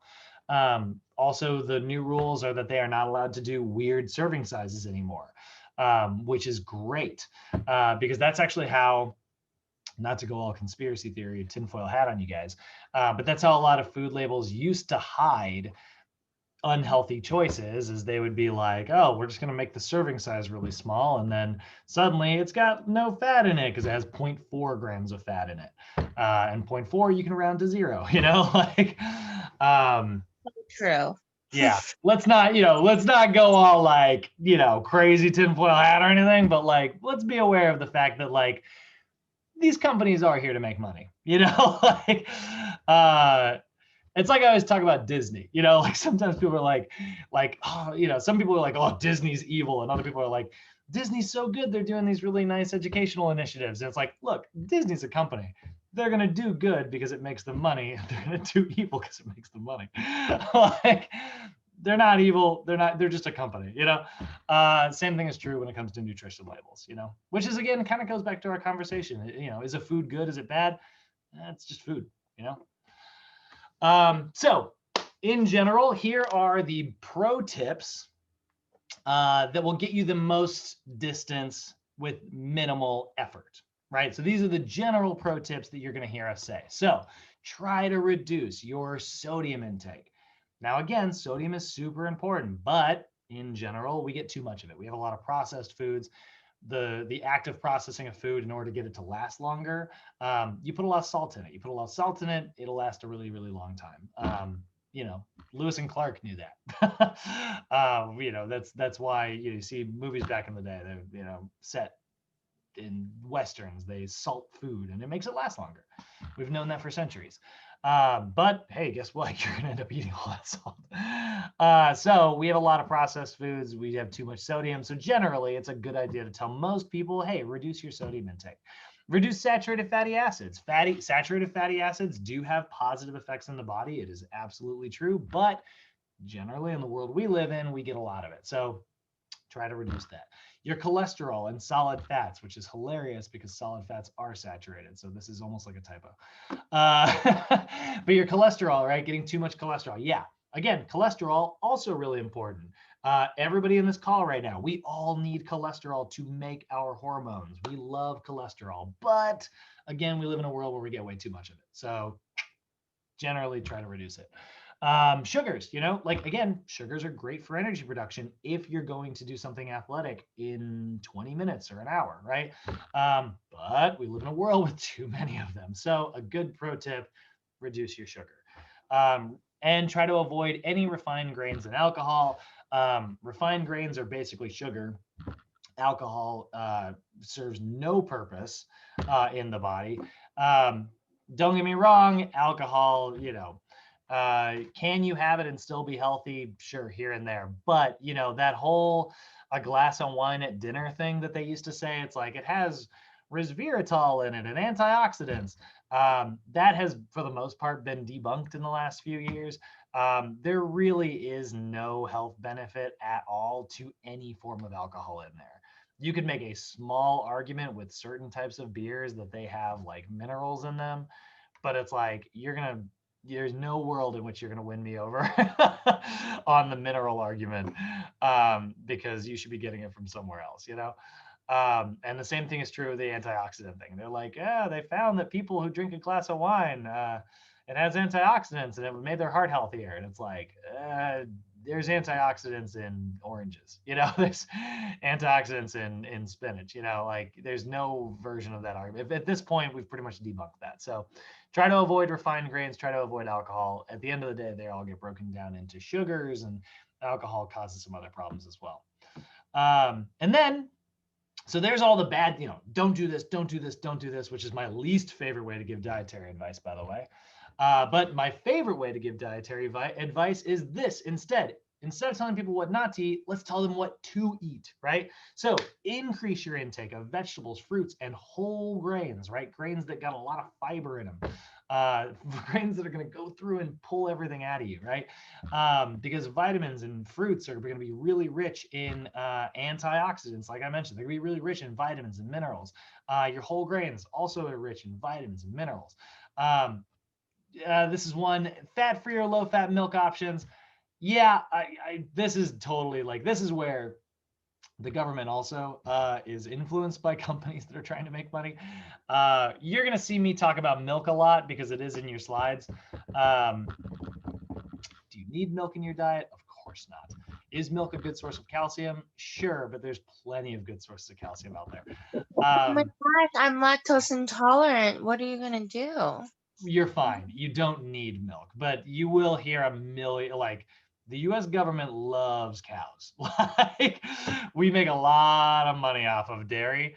The dairy industry has got its fingers real deep in the FDA.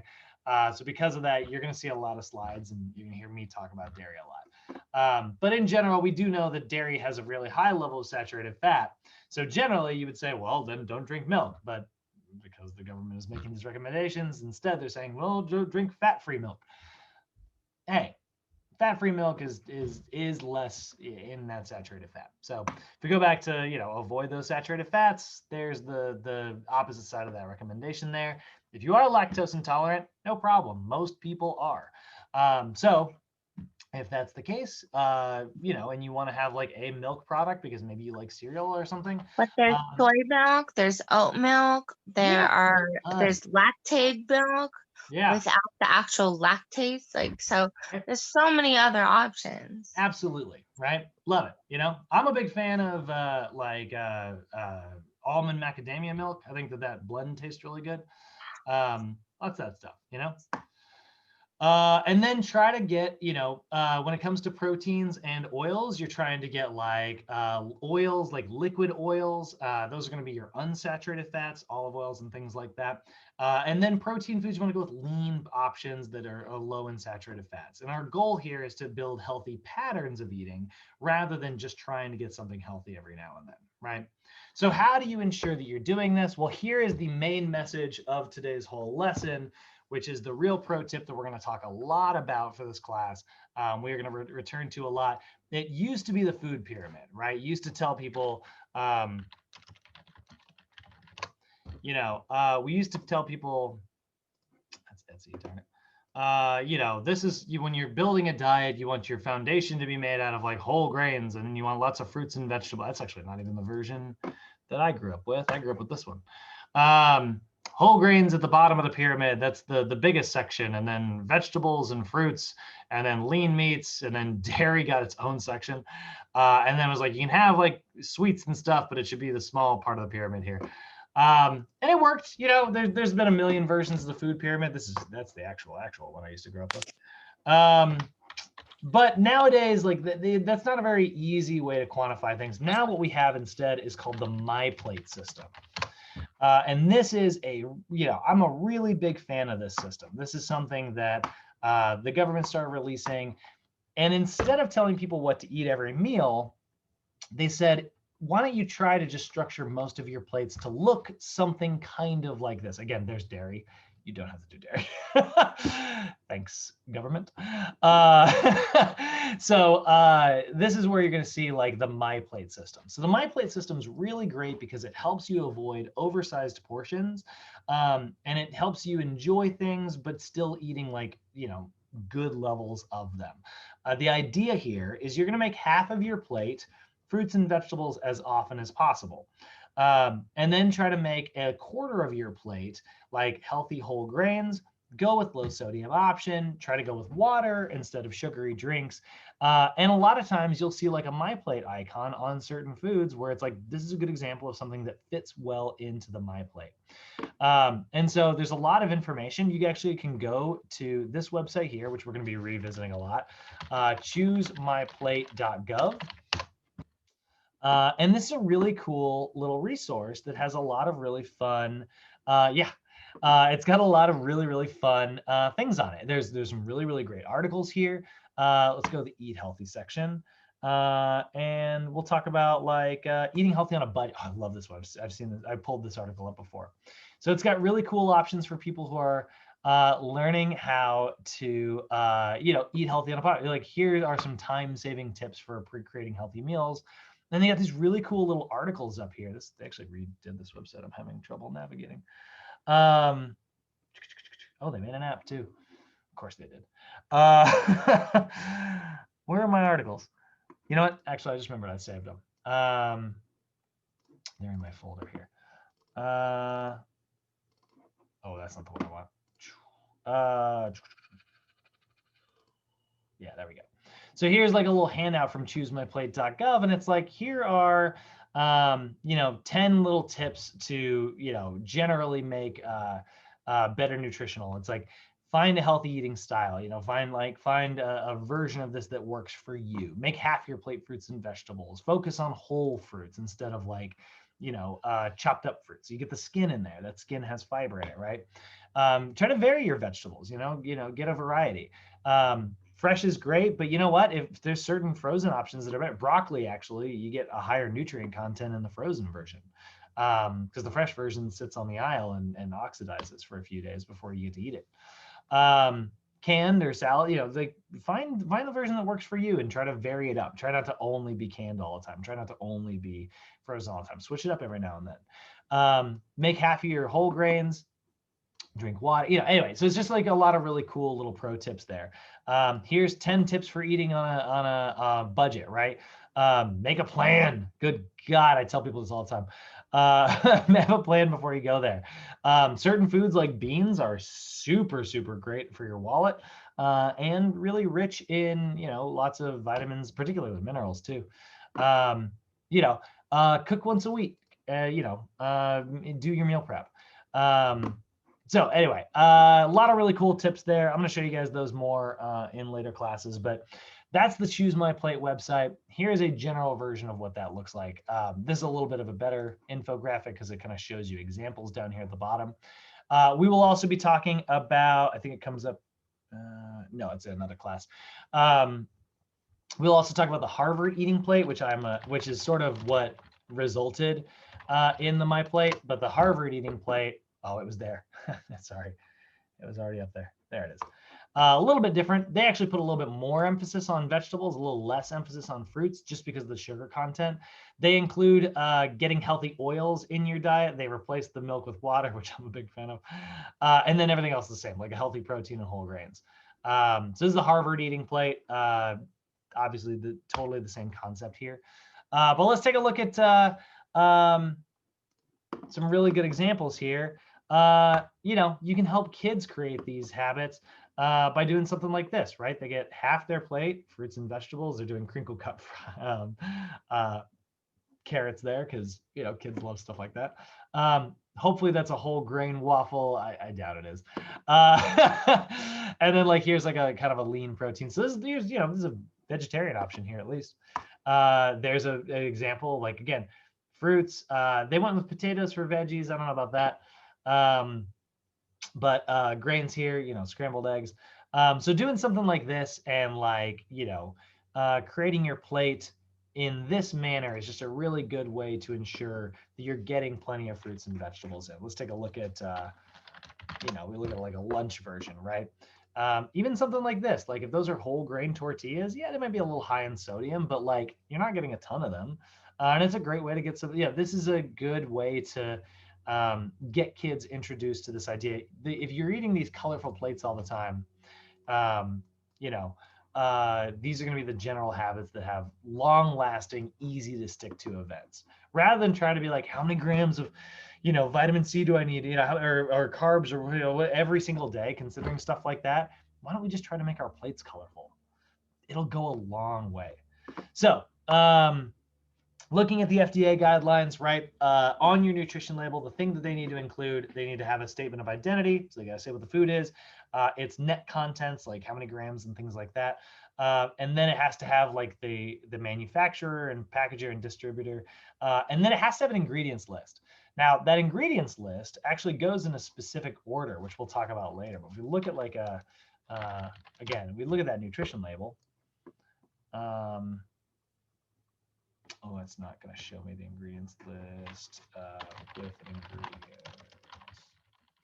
One thing that some people don't know about the nutrition label is it actually goes in order of net weight.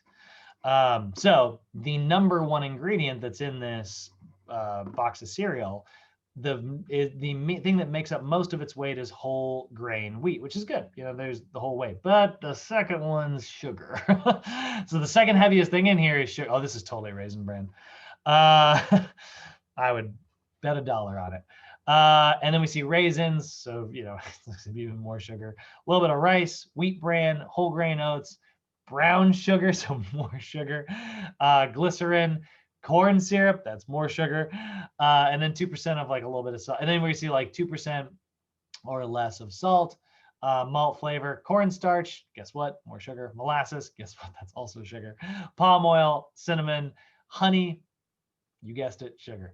And then natural and artificial flavors, and then some preservatives in there. So yeah, this is definitely, I'd put my reputation on that this is Raisin Bran or some variation of it. So the number one thing you're going to find, they always put the ingredients list in order. It will go from heaviest to lightest. So which has the most in there.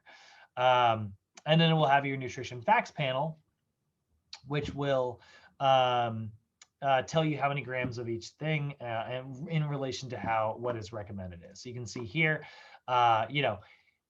first thing you always want to pay attention to on a nutrition label every single time, the number one thing you should be looking at is the serving size. So in this case, we're looking at probably a package of a loaf of bread.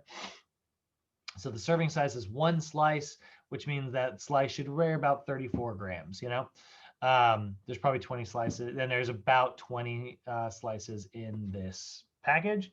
About 90 calories in per slice, which means if you're having a sandwich, which probably has 2 slices, then you need to double this. 1 gram of fat per, but again, if you're having 2, then it'd be 2 grams of fat. And so you can see all the different versions of all the different pieces of information: saturated, trans, cholesterol, sodium, carbs, fiber, sugar, protein. And then we put some of the vitamins here: A, C, calcium, and iron. Which are they the most important? Again, I don't like to say things that way. But they are the ones that we tend to find not humans. We tend to find like Americans are deficient in. So are they the most important? No, all of them are important, but are they the most important for us? Sometimes. I guess it depends on your perspective. So everything I just said, right? Serving size, calories, and then, you know, the percent daily value. You got to remember that percent daily value is based on a 2,000 calorie diet, right? It meets the needs of the average 2,000 calorie person, but that could be totally different for someone else. So here's what those numbers actually look like when you lay them out.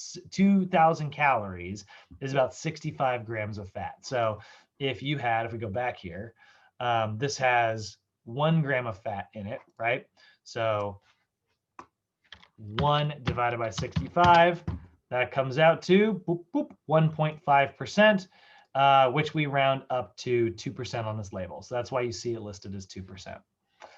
So the recommended is 65 grams of fat per day, with only 20 grams of saturated fat. Another way to quantify that, by the way, is 20 grams of fat has, there's 9 calories in every gram of fat. That's 180 calories from fat divided by 2,000. That's going to be 9% of your total energy is coming from saturated fat. The recommended is 10% or less. So they say 20 grams a day is healthy. Again, on a 2,000 calorie diet.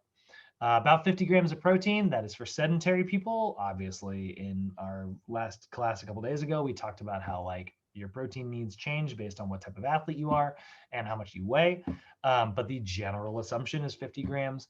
300 milligrams of cholesterol or less, 300 grams of carbs, 25 grams of fiber. That is not enough for men, but that is enough for women. But if you average them out, guess what? It's enough for the average. You know, if there was a perfectly average person out there. And then about 2,400 milligrams of sodium per day. So these are the recommended. Don't worry about memorizing those guys. You don't have to write that down. I will tell you which facts you want to have memorized that are test worthy. For instance, that 10% or less from saturated, that's an important one. And then we'll need to know actual grams of fiber per day that are recommended. But those are going to come up later. Today is our intro class. Like I said, everything's very general today. So nutrient content claims. A lot of times you're going to see stuff where it's like, it's low in fat, it's reduced sugar, it's high in fiber. Yeah, compared to what? Right? like if it's reduced sugar, like if I had something that had 80 grams of sugar in it in the original version, and then I was like, we need to redo our formula, and I got it down to 75 grams of sugar, I get to slap a label on my food that says it's reduced sugar. Yeah, because I reduced it by 5 grams. It still has a butt ton of sugar in it, right? So do not fall for nutrition, labels that are out there that's very, very different. Nutrient claims are very different than nutrition facts, right? It's high in fiber. Yeah, compared to something that has it's high in fiber compared to water. Right? So we'll see that a lot. We see that a lot. But that's how they get a lot of people. A lot of people look at the front of a box. So it has to, certain things need to be included on the label only if it meets a certain criteria. There are some good ones out there. For instance, if you see this sticker,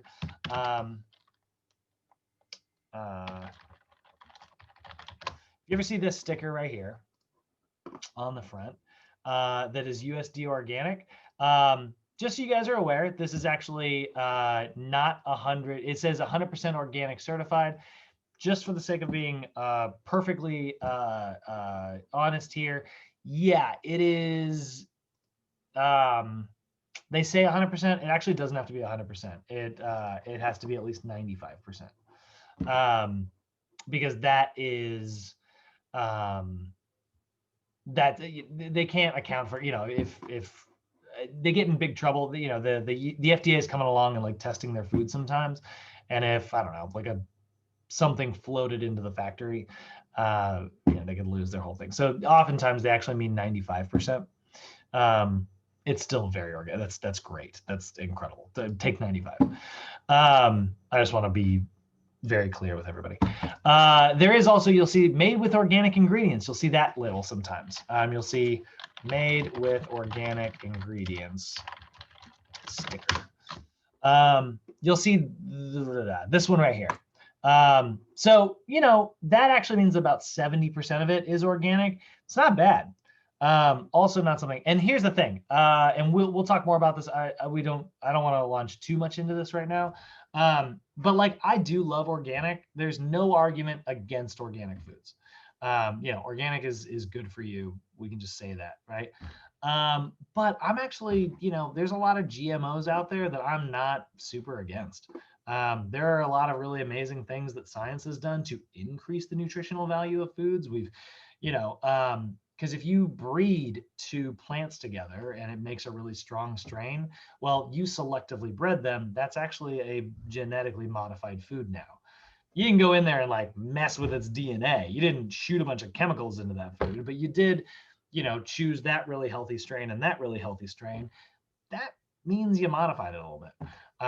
So are GMOs always bad for you? In my opinion, I think there's a lot of room in this world for GMOs. But we'll get more into that later. I don't want to like sound too controversial today. But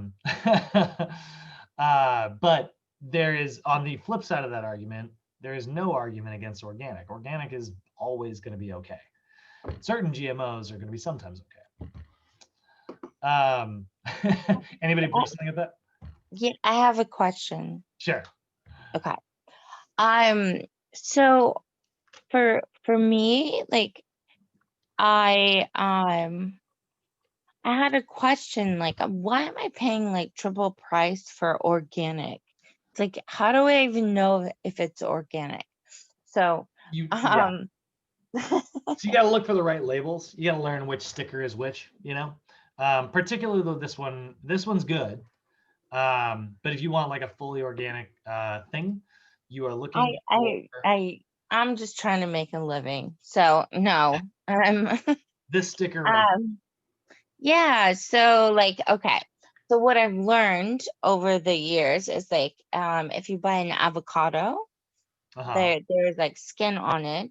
You buy a banana, like there's skin on it. So like there's not all of the injected like situation. I mean, maybe I'm wrong, but tell me if I'm like, you know, like if you're buying like a raw tomato and there's no skin, like I don't know, like you tell me, please. what do you want me to tell you? Is it like actually organic or not?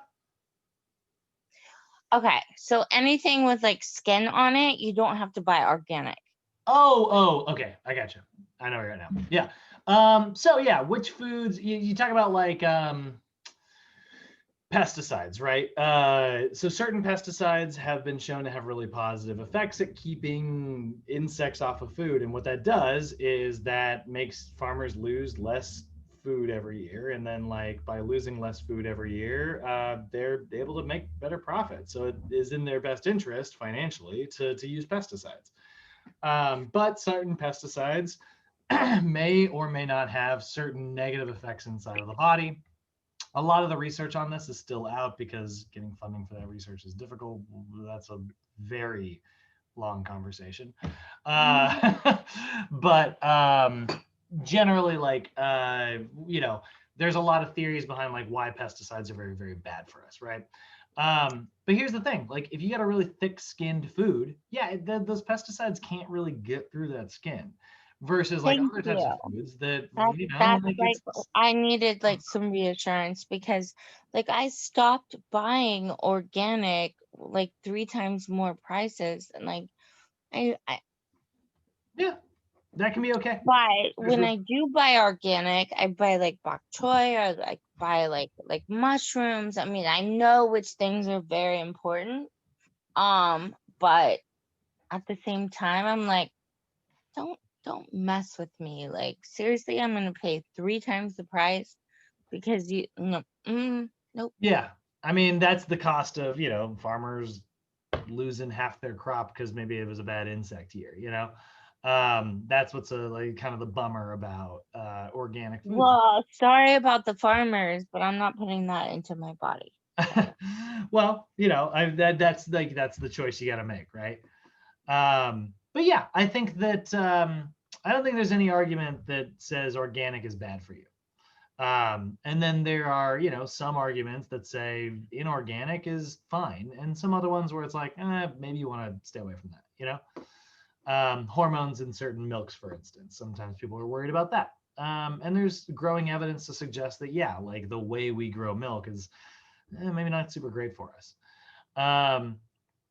Yeah, well, yeah, that's a fun one. NASM doesn't take a huge stand on any of that, just because without like long-term research on that, we don't have a ton of info before they start to make like judgment calls. So we can talk about that stuff, but you're never going to see that kind of info on like test stuff. And so a lot of times I will be giving you guys my personal opinions, and we can discuss it and stuff. But if you ever want like a black and white answer of like which one should I eat, it's like we don't really have a solid. It's not as black and white as that. You know what I mean? But that's a great comment. I love conversations like that. I actually think that that's the funnest type of nutrition conversation, even though it's the most complicated. All right, so let's look at some nutrient claims, right? And health claims that are out there. So the FDA does restrict what type of claims you're allowed to make. In general, the ones that are very approved are things like calcium has been shown to reduce osteoporosis. So if they have like, calcium osteoporosis health claims, I'm sure I'll see a sticker here where it's like milk is good for your bones. Sure, you can say something like that because the connection is definitely there, whether or not it's actually good for you or not, it's sort of a different conversation. Same thing is true here, right? We look at Oreos can help lower your cholesterol, and then they put an asterisk next to it. It's like, well, 3 grams of fiber from whole grains like Cheerios and a diet that's low in saturated fat and cholesterol may reduce the risk of heart disease, right? So therefore, cereal is giving you 1 gram per serving. It's actually pretty low, right? But we do know that fiber reduces cholesterol. Sodium reduces hypertension. So dietary fat low-fat diets have positive effects on certain cancers. So you'll see health claims. There's a lot of them here, right? They can put those on food labels because there is an association there, but do not let that, it is not that Cheerios lower your cholesterol, fiber lowers your cholesterol, right? And Cheerios have fiber in them. So yeah, there's a connection there, but like, does that mean everybody needs to eat Cheerios? No, that's not what we're saying, right? Just like Dr. Oz told my mom that a lot of people are vitamin K deficient. Vitamin K is very good for you. Pickles have vitamin K in them. He did not say eat a jar of pickles every day. But that's how a lot of people process that information. So that's where we come in. It's our job. So speaking of our job, our professionals must be able to do a couple different things here. We're looking to first assess a person's readiness for change. A lot of times our conversations are going to start with, looking at someone's general habits. It's really not going to start on day one with like, you need to eat this, this, this, and this. Don't do that. People aren't ready for that. It's not the best way to learn. Just like you guys as students here at Sochi, like our first day wasn't supposed to be that crazy, we're starting with an intro today. Then, we want to engage in active listening with our clients. So I sit down and like hear what they have to say and actively listen to them. And then we can provide guidance. We don't tell them what to eat. We're just there to help them make guided, what's called self-help. This is where we're going to look at this concept later in this class called the trans-theoretical model of change. And it's basically it's our way of determining how likely someone is to change their habits. And it's generally in human psychology, we kind of have these specific stages whenever we're trying to change our habits that we all kind of go through. You hear about the stages of grief. That's like it starts with this and then goes to this, and that's how we sort of process it. Similar to the stages of change. We start by not thinking about changing. Someone's like, Brad, we're going to make you the world's greatest bullfighter. and you're going to be a millionaire bullfighter. And I'd be like, well, I want to be a millionaire, but I do not care about being a bullfighter. Like, if you were to come to me and say that, I'd be like, not interested. I am in the pre-contemplation, not thinking about changing stage. But then, like, maybe you keep, hitting me with information, and I'm like, I'm winning me over a little bit, right? Like, and so then I'm suddenly in the contemplation stage. It's like, all right, I'm thinking about it, but I'm not ready to change, right? Well, then eventually I might start getting into the like, all right, now I'm really thinking about, I'm going to make some specific, like little changes here. I'm in the action stage where I'm like, all right, let's get into this, right? So we're going to look at how those stages of change actually like take place. We'll look at that later. But generally, guys, you want to avoid what we call professional dictatorship, AKA do not tell your clients what to do. It's like, it's my way or the highway. You eat this every day, right? My clients do this, right? We can help our clients participate in like meal planning, and we can help them set goals. Again, those are things that they are making choices, and we are guiding them on that path, not telling them what to do. Whenever we're setting those goals, they should always be realistic and manageable. We'll talk more about that later. And we need to create like an individual plan that is like, productive and accessible to our client. And that's all the stuff you're going to learn in this class. This is our next 8 days. We're going to hear the terms, enrichment and fortification. So some of these terms I wanted to get out of the way because they don't show up again very well in later classes. So some of these definitions are here today. You'll hear them come up again, but if you ever wanted to know where our recommendations come from, this is where a lot of those terms sort of start. But over the next 8-day class, we are going to talk about, we have to have a command of general nutrition information. That's what we're here to learn. We've got our 6 essential nutrients. We're going to talk about how to get plenty of those in our diet, how to, which ones are going to give us energy and which ones are going to be used to repair the body. We're going to talk about dietary reference intakes and, which are appropriate for specific clients and specific situations. We'll talk about how to use the MyPlate. And we will talk about like how food labels need to be interpreted properly in order to make the proper health decisions. And then once we got an understanding of all that baseline information, we can use it to help us develop individual plans for our clients and how to work with our clients, set specific goals and really come up with like individual nutrition plans. So there's your forecast into the future for the next 8 days, guys. No homework today or anything. That is our day 1 of PFT 107. Any final comments or questions before I kick you out of here for the day? Cody, Kenny, Callie? Nope. Nothing? Covered everything pretty good. Love it. All right, guys. So far, so good. I love it. Can we like have can we like be able to be in touch with each other since we're like doing this for 9 months? Yeah, there is. I don't recommend using that group text thread that I've got everybody on, just because group texts are super annoying when everyone's using it. Like, you get a heart emoji. It's like, I don't care that you do it. I got a whole notification for your heart emoji. But yeah, everybody's on the group email. You guys are always welcome to communicate through that. And then on Canvas, there is, they call it the Commons. And I have students will upload like fun articles that they read or fun videos. And like little discussions sometimes. I haven't had too many people use it, but if you want to use it, it's a great way to stay in touch with people. I had a couple students put out there like, hey guys, this guy released a workout that I really like, and it looks kind of like Brad's stuff. And then I watched it. I was like, that's a really good workout. And my class got really into it for a little while. So yeah, you can stay in touch through Canvas. There's the group email thread. And then whenever we meet up in person, you guys, I always encourage you guys to get to know each other. But yeah, I love that idea, because it is tough, right? We're in this world where you don't get to see your classmates every day. Yeah, true story. But I do like, I love, anyway, I'm like, every time we have like these like oh my god, Fun discussions. yeah, like I just like, I get so fired up. I love it. For me personally. So Love it. yeah. All right, cool. All right. Well, I'm gonna go ahead and hit the end the record button.